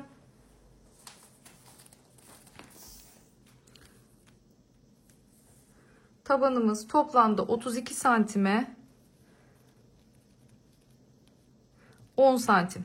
32 santime 10 santimlik bir tabanımız olmuş oldu. Bu şekilde. Bakın bu parçamız bu şekilde katlandı. Şimdi aynı şekilde şimdi bu parçamız da ben çevirmiştim tersini çünkü bu tarafını dikerken tersini çevireceğim şimdi. Hemen yüzüne çevirelim. Bakın zaten koyar koymaz hemen kendiliğinden katlanıyor. Görüyorsunuz bu parçamız da bu şekilde katlanıyor. Şöyle görüyorsunuz. Evet. Şimdi bu haldeyken şöyle bir şu kenar kısımları iyice bir otursun diye bir ütü bastım. Onu söyleyeyim. Şimdi bu çantamızı şöyle açıyoruz. Yani çanta şeklinde şu şekilde açıyoruz. Bakın açamıyorum da hop kendisi kapanıyor görüyorsunuz. Şimdi bu parçamızı ise ters çeviriyoruz.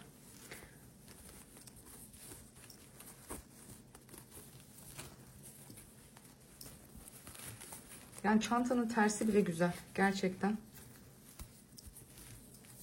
Bakın görüyorsunuz. Tersi de gayet güzel oluyor. Şimdi çantamızı açtık şu şekilde. Ve sonrasında bakın ağız kısmı burası. Ağız kısmı aşağıya gelecek şekilde bunu çantamızın içine bu şekilde geçiriyorum. Geçirdim. Bakın siyah üçgen, beyaz siyah üçgen. Köşeleri aynı yere denk gelecek.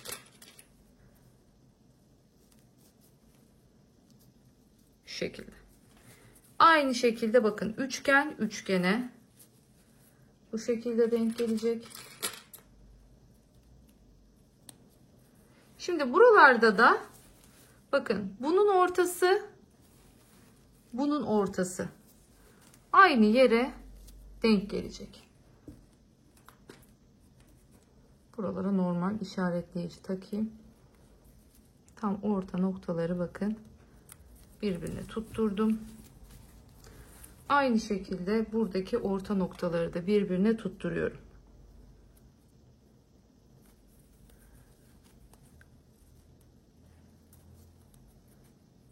Bakın bu şekilde.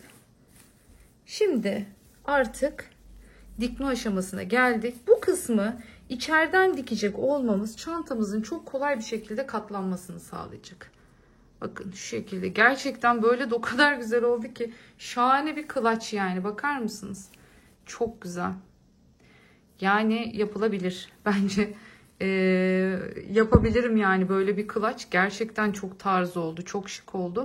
Renkleri değiştirebilirim.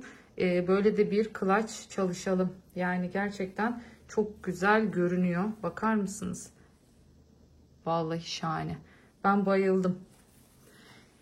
Şimdi artık dikme aşamasına geçeceğiz. Bu şekildeyken dikmeye başlıyoruz. Şimdi dikerken şu yan ortadan başlayacağım. Şimdi nasıl dikiyorum? Hemen onu göstereceğim. Buradaki dıştaki, buradaki dıştaki. Bakın bu şekilde. İçlerini boş bırakıyorum. Boşta bırakıyorum. İplerinizi çok uzun tutmamaya çalışın. Parça parça olsun. Hiç önemli değil. Çünkü bu ip kağıt ip olduğu için geçerken ister istemez deliklerden yıpranıyor. O yüzden iplerimizi kısa kısa tutmakta fayda var. Şöyle sıklaştıralım burasını. Bakın ben ipimi koparmıyorum. Çünkü bu iple daha sonra bir de bu tarafa doğru gideceğim. O kalan kısmıyla. Böylelikle hem ipi yıpratmamış oluyorum. Evet. Şimdi şöyle başlıyorum. Karşılıklı olarak yine dikmeye. Bir oradan, bir oradan. Bakın tekrar söylüyorum. Hangilerini alıyorum? Dıştakileri alıyorum bu sefer. Buradaki bakın şöyle içteki içte kalıyor. Bu dıştaki, bu dıştaki. Dıştaki, dıştaki.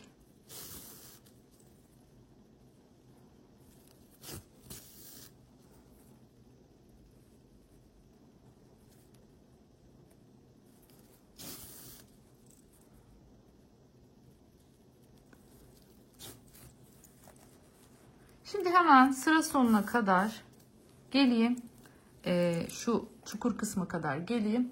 Ondan sonra o kısmı nasıl yapacağız onu göstereceğim. Şimdi geldik bakın buraya. Burada ne yapıyorum? Ağız ağıza karşılıklı gelen tüm noktaları birleştiriyorum. Olabildiğince çok noktadan birleştirmeye çalışıyorum ki bakın bu noktada ilmek bitti artık. Bu benim yapmış olduğum biraz önceki dikme kısımları. Evet, işte beklenen an oldu. Gerçekten kağıt iple çalışmak bu anlamda sıkıntı. Şimdi aynı yerden tekrar yapıp bunu burada sağlamlaştırıyorum. Bu noktadan bu noktaya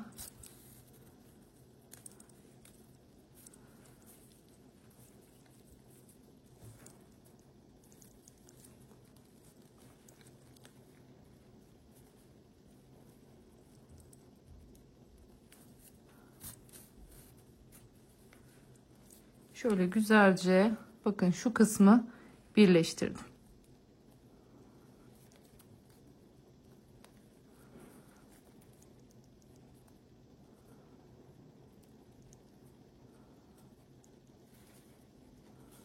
Evet, şimdi normal kısma geldim. Bakın artık ilmekleri tekrardan karşılıklı olarak almaya başladım. dıştaki ilmekleri alıyorum.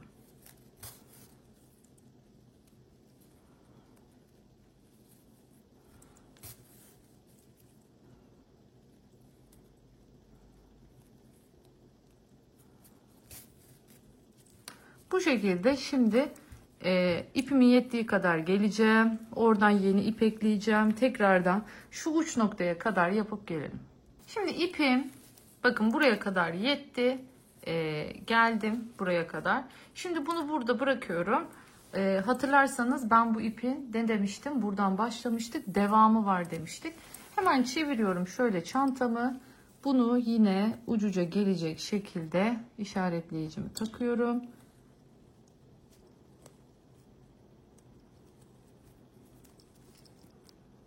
Evet. Şöyle garanti olsun diye şunu yapın.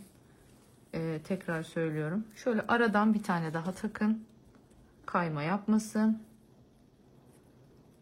Doğru hizada gittiğinizi bu şekilde anlayabilirsiniz. Evet. Şimdi ne yapıyorum? Bakın. İpimi koparmamıştım. Bu tarafta da pay bırakmış oldum. Böylelikle şimdi buradan yoluma devam ediyorum.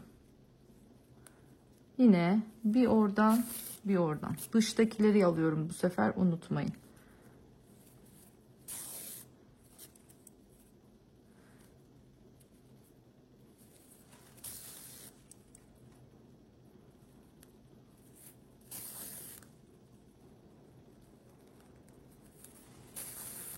Gerçekten şahane gidiyoruz.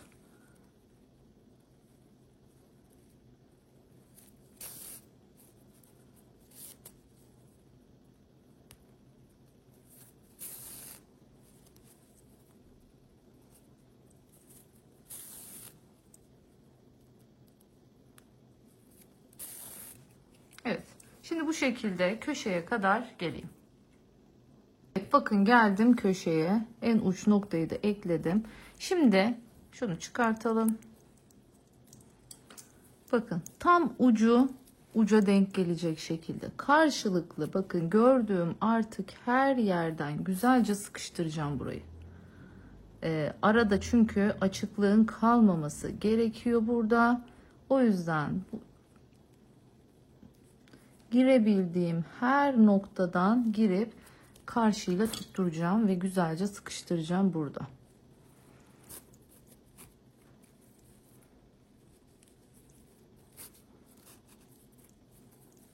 Gerekirse baktınız boşluk kaldı. Bu dikme işlemi bittikten sonra ortaları tekrardan sıkıştırabilirsiniz başka bir iplikle. Yüzünü çevirdikten sonra baktınız hoşunuza gitmedi. Hala bir boşluk olduğunu görüyorsunuz. O zaman o şekilde devam edebilirsiniz. Evet bakın bitirdik. Şimdi yoluma devam ediyorum.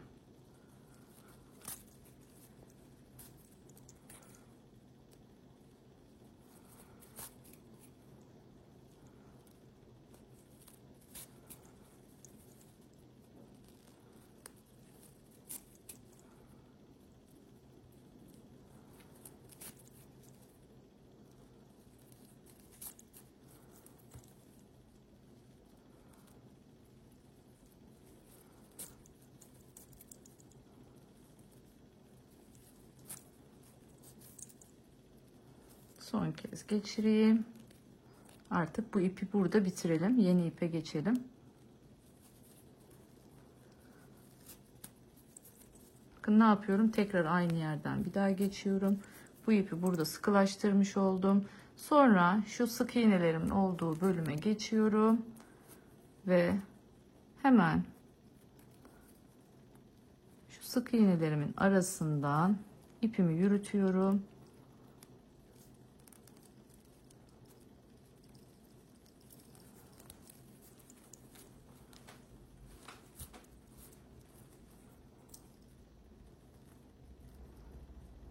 Çok az daha.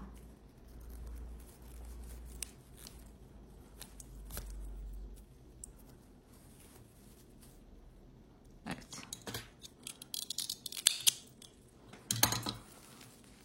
Bakın çok az yerimiz kaldı şu anda.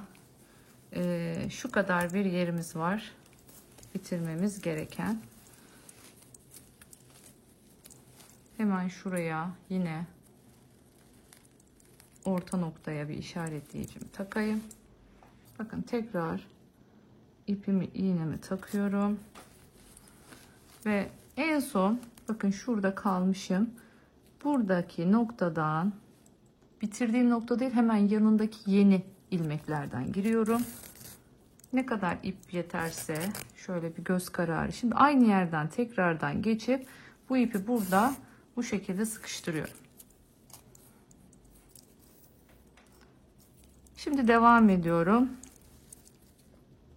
Karşılıklı.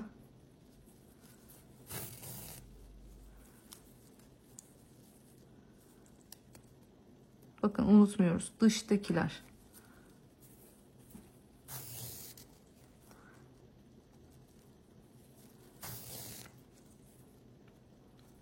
Şimdi hemen sıra sonuna, yani bakın şurada kalmışız en son. Şurayla şu ara.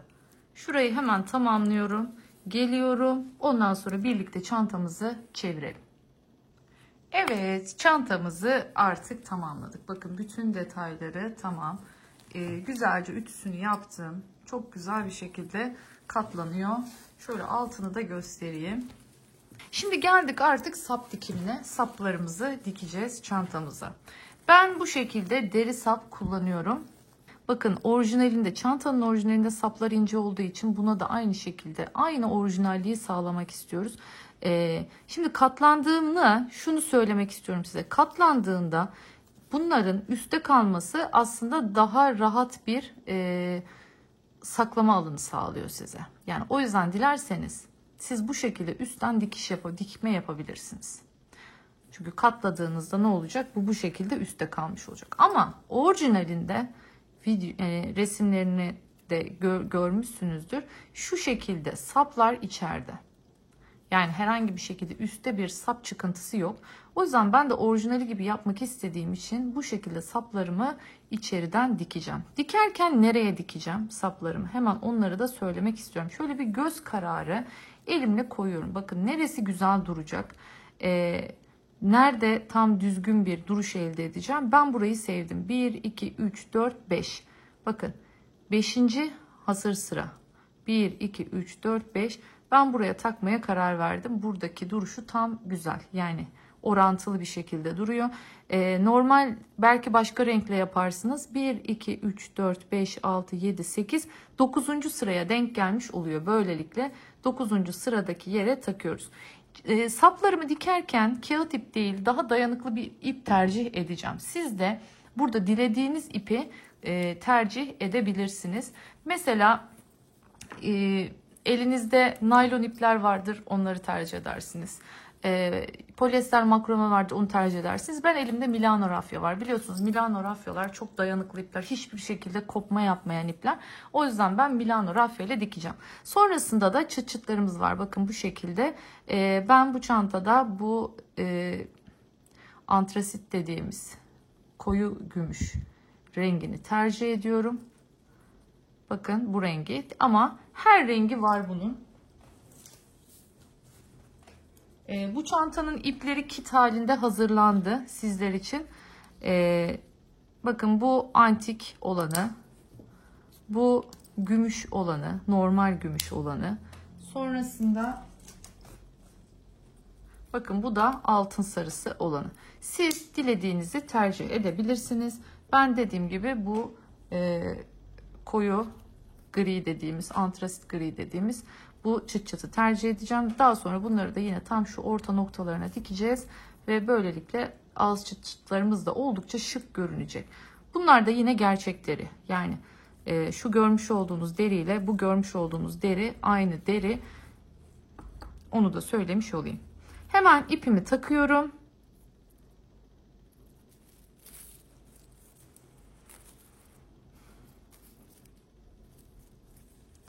Bakın şimdi şuradan dikeceğim için şu görmüş olduğunuz şu sık iğneden çıkıyorum. Yani bunun hizasındaki şöyle 3 tane sık iğne var gibi düşünürsek, aslında yanında 2 tane var ama bir öncesindekinden giriyorum.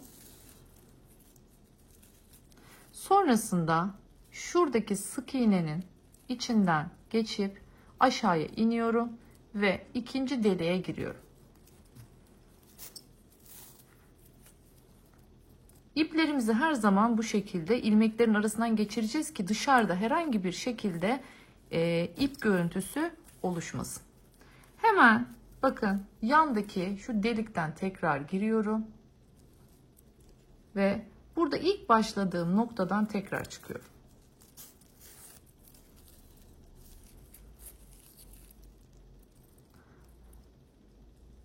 Tekrar aşağıya.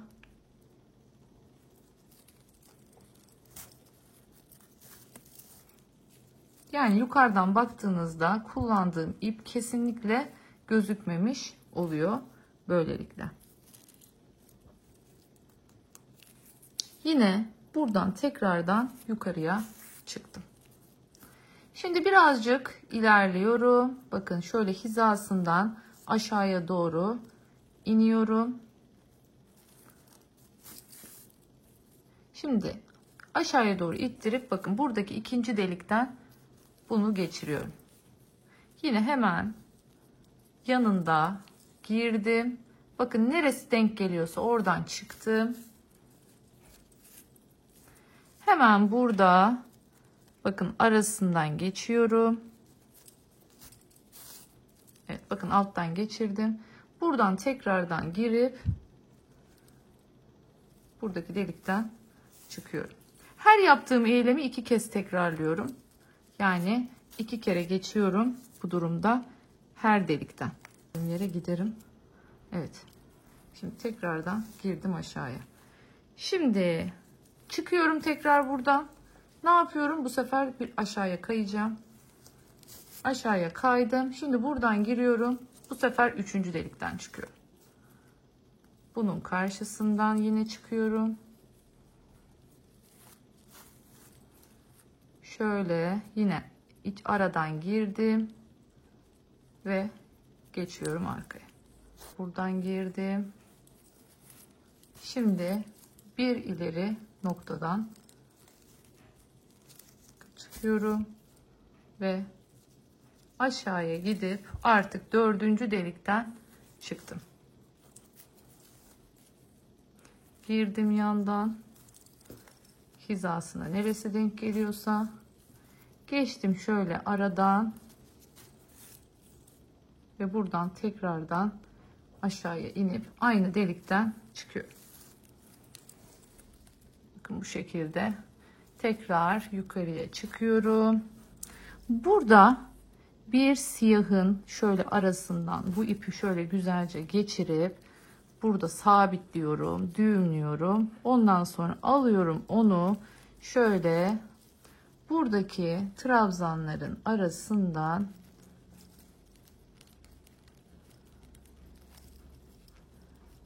gizleyerek fazlalık ipimi burada kesiyorum. Şimdi aynısını buradaki ip için de yapacağım. Şöyle kesiyorum biraz.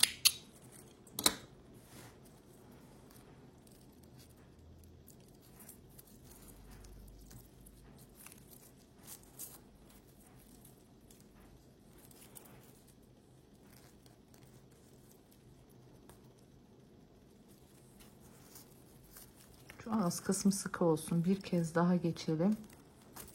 Çıkalım şuradan. Şimdi bunu burada aynı biraz önceki gibi şöyle bir düğümletiyorum.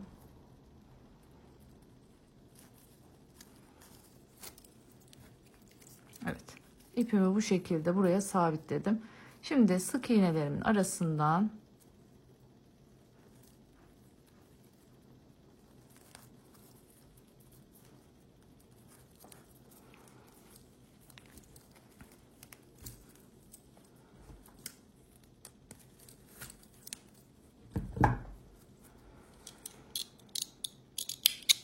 evet. Sapımızı bu şekilde buraya takmış olduk.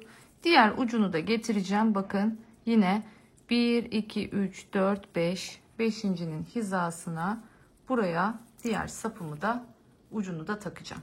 Bakın görüyorsunuz bu şekilde olmuş olacak. Şimdi dilerseniz hemen çıt çıtımızı da takalım. Şu şekilde çıt çıtımızı da buraya tutturacağız. Bunu takarken yine Milano rafya ipini kullanacağım.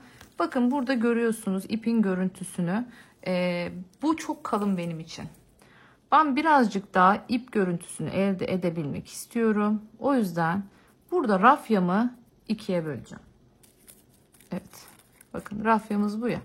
Rafyamızı şöyle ikiye böleceğim. Şimdi şöyle yeteri kadar bir keselim. Çok kesmeme gerek yok. Şimdi ipin bir tanesini bir taraf için, bir tanesini bir taraf için kullanacağım. Ayırdığım ipin.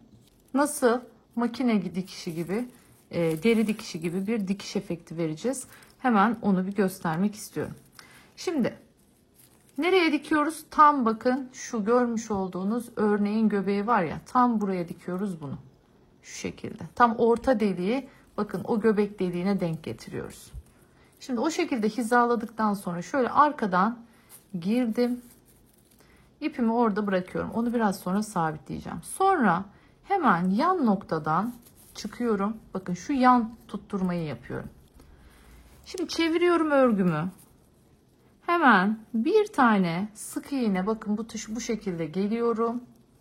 Alttan geliyorum yine. Tekrardan geçiyorum. Ve aynı delikten tekrar çıkıyorum. Görüyorsunuz. Şimdi diğer delikten geçtim. Alttan geliyorum. Bakın buraya. Şimdi çıkıyorum buradan. Diğer deliğe. Şimdi makine görüntüsünü vereceğiz dedik ya. O zaman ne yapmamız gerekiyor? Direkt buradan tekrardan aşağı inmemiz gerekiyor. Şuradaki şu görüntüyü verebilmek için. Şimdi tekrardan sık iğnelerimin arasından geçtim. Geldim. Şimdi tekrardan çıkıyorum aynı delikten ve tekrar bir yandan çıktım. Bakın görüyorsunuz. Böylelikle hem sağında hem solunda hem üzerinde bir makine dikişi efekti yaratmış olduk. Şimdi bu ipi buradaki sık iğnelerim, siyah sık iğnelerimden geçirerekten, hatta şu içinden de geçireyim. Şöyle bir düğümle sıkıştırıyorum buraya. Sonrasında alıyorum. Bakın yine şöyle yatayda sık iğnelerimin arasından yoluma devam ediyorum.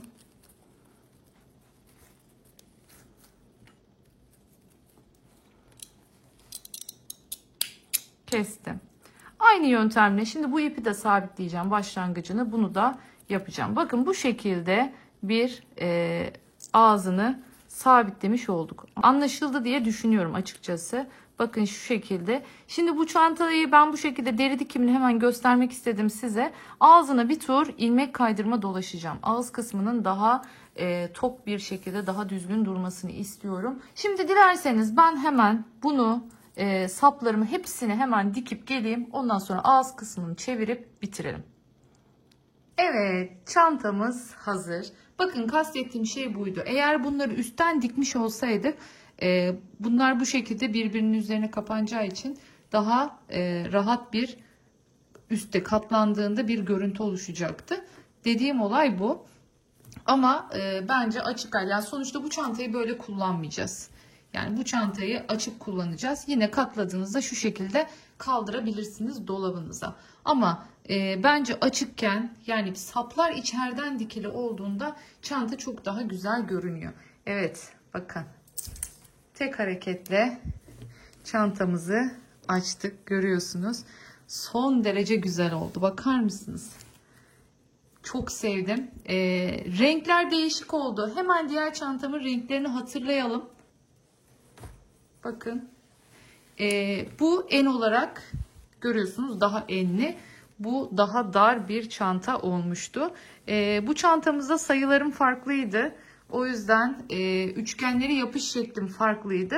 Bunun görüntüsü bu şekilde olmuştu. Dedim ya bunu artık kendim kullanırım ama asıl ölçü budur. Bunu o yüzden sizlerle paylaştım. Bunun da videosu hazırdı. Bunun da videosu hazırdı. Ama ben bunun videosunu yayınladım. Bakın renk tonlarını görmeniz için gösteriyorum. Burada ben bir araya renk katması açısından, bakın şu devamlılığını getirmesi açısından bu renkleri kullandım. Bakın tam aynı sıralara denk geliyor zaten. Bu renkleri böyle bir çizgi hat oluştursun diye attım. Siz dilerseniz bu renkleri hiç koymayabilirsiniz. Ya da buralara siyah koymayıp sırf pembeden koyabilirsiniz. Yani tamamen tercih size kalmış. Renklendirme size kalmış. Gerçekten çok güzel oldu. Yani hemen şunu kaldırayım kenara. Ama dediğim gibi bu rengi bence çok güzel. Yani ben bayıldım bu rengine. O yüzden bunu hemen kendime ayırdım. Çok güzel bir rengi var. Ama bu da gerçekten efsane oldu. Görüntüsü bir kere çok güzel katlanıyor. Onu inşallah şimdi şurada gösterebilirim. Tabii bunun için çıt çıtlarını açıyoruz. Bakın şöyle koyduğunuzda anında hop çantanız katlanıyor. Tek hareketle açıyorsunuz. Bakın son derece düzgün formu. Tek hareketle açtınız.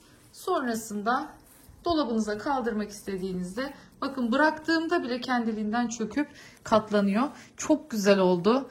Renkler de şahane oldu. Model zaten şahaneydi. Çok istediniz.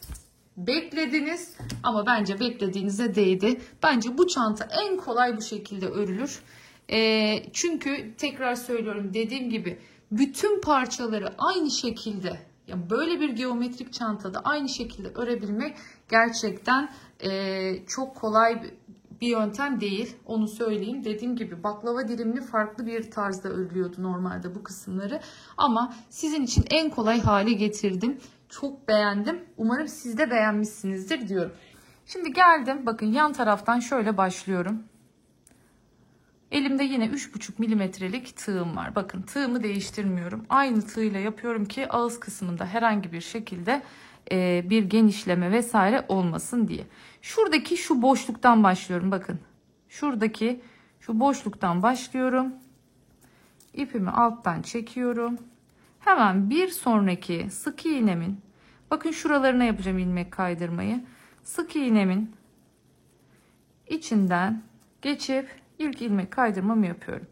Sonrasında bir sonrakine geçiyorum. Bir sonrakine geçiyorum.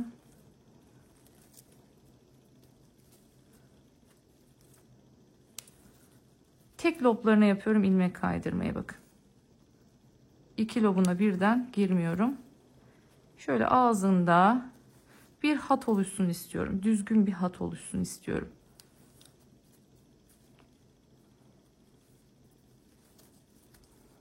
Bunu siz sapı takmadan önce de yapabilirsiniz.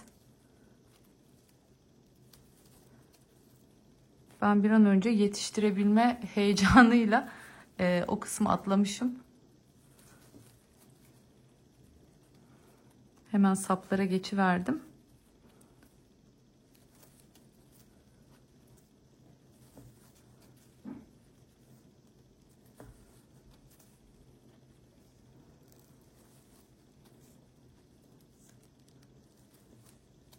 Bakın bu şekilde.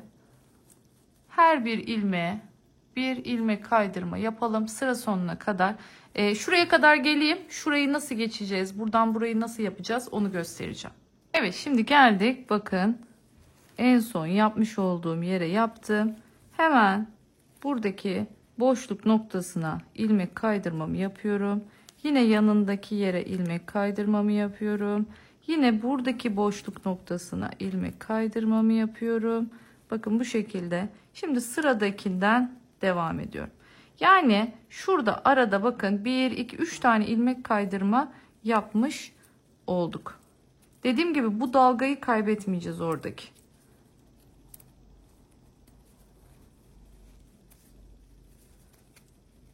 Evet. Şimdi bu tarafı dolaşalım. Diğer tarafı da aynı şekilde yapıyoruz. Buradaki çukuru da aynı şekilde gireceğiz. Buradaki çukura da aynı ilmek kaydırmaları yapacağız. Ondan sonra artık çantamızın iplerimizi sıkı gizleyeceğiz ve çantamızı bitireceğiz. Hemen sıra sonuna kadar örüp geliyorum. Bakın geldim sıra sonuna. Şimdi çektim ipimi. Nasıl gizliyorum? Hemen onu da göstereyim.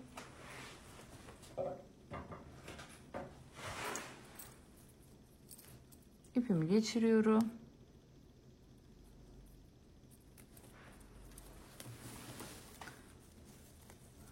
Bakın birinci yaptım, ikinciyi yaptım. Şimdi üçüncüyü de iğneyle yapmış olacağım. İlk yapılan, bakın buradaki ilmeğimin içine giriyorum. Sonrasında yine ipin çıktığı en son yaptığım ilmekten aşağıya iniyorum. Bakın buraya bu şekilde ilmek kaydırma görüntüsünü devam ettirmiş olduk. Şimdi geliyorum, bu ilk iki ipi şöyle bir düğümledim. Şimdi bunu her zamanki gibi birini bu taraftan, birini bu taraftan sık iğnelerimin arasından gizleyeceğim. Evet, finaldeyiz. Gerçekten yani efsane bir çanta oldu diyebilirim. O kadar güzel oldu ki ben çok beğendim. Çok severek ördüm sizler için. Sabırsızlıkla beklediğinizi biliyordum ve sonunda çantamızı tamamladım. Umarım beğenmişsinizdir. Umarım istediğiniz gibi bir çanta yapmayı başarabilmişimdir. Böyle oyuncak gibi, böyle insanın katlayıp açası geliyor. Çok kolay katlanıyor, açılıyor. Katlamalarınızın kolay olması için dediğim gibi buradaki en önemli nokta dikme açıları, yönleri. Dikmelerimizi yaptıktan sonra eğer üçgenleriniz doğruysa bakın zaten hop kendiliğinden kapanı veriyor. Bakın tek seferde de açılıyor. Umarım beğenmişsinizdir. Umarım buraya kadar benimle bu çantayı örmüşsünüzdür diyorum. Hala kanalıma abone olmadıysanız kanalıma abone olup bildirimleri açıp aynı zamanda beğenilerinizle, yorumlarınızla bana destek olursanız çok mutlu olurum. Biliyorsunuz abonelikler tamamen ücretsiz. Dilediğiniz gibi abone olup bütün videolarımı ücretsiz bir şekilde izleyebilirsiniz. Bir başka videoda daha görüşmek dileğiyle. Kendinize çok iyi bakın. Hoşça kalın. Sağlıcakla kalın ve hep benimle kalın diyorum. Görüşmek dileğiyle.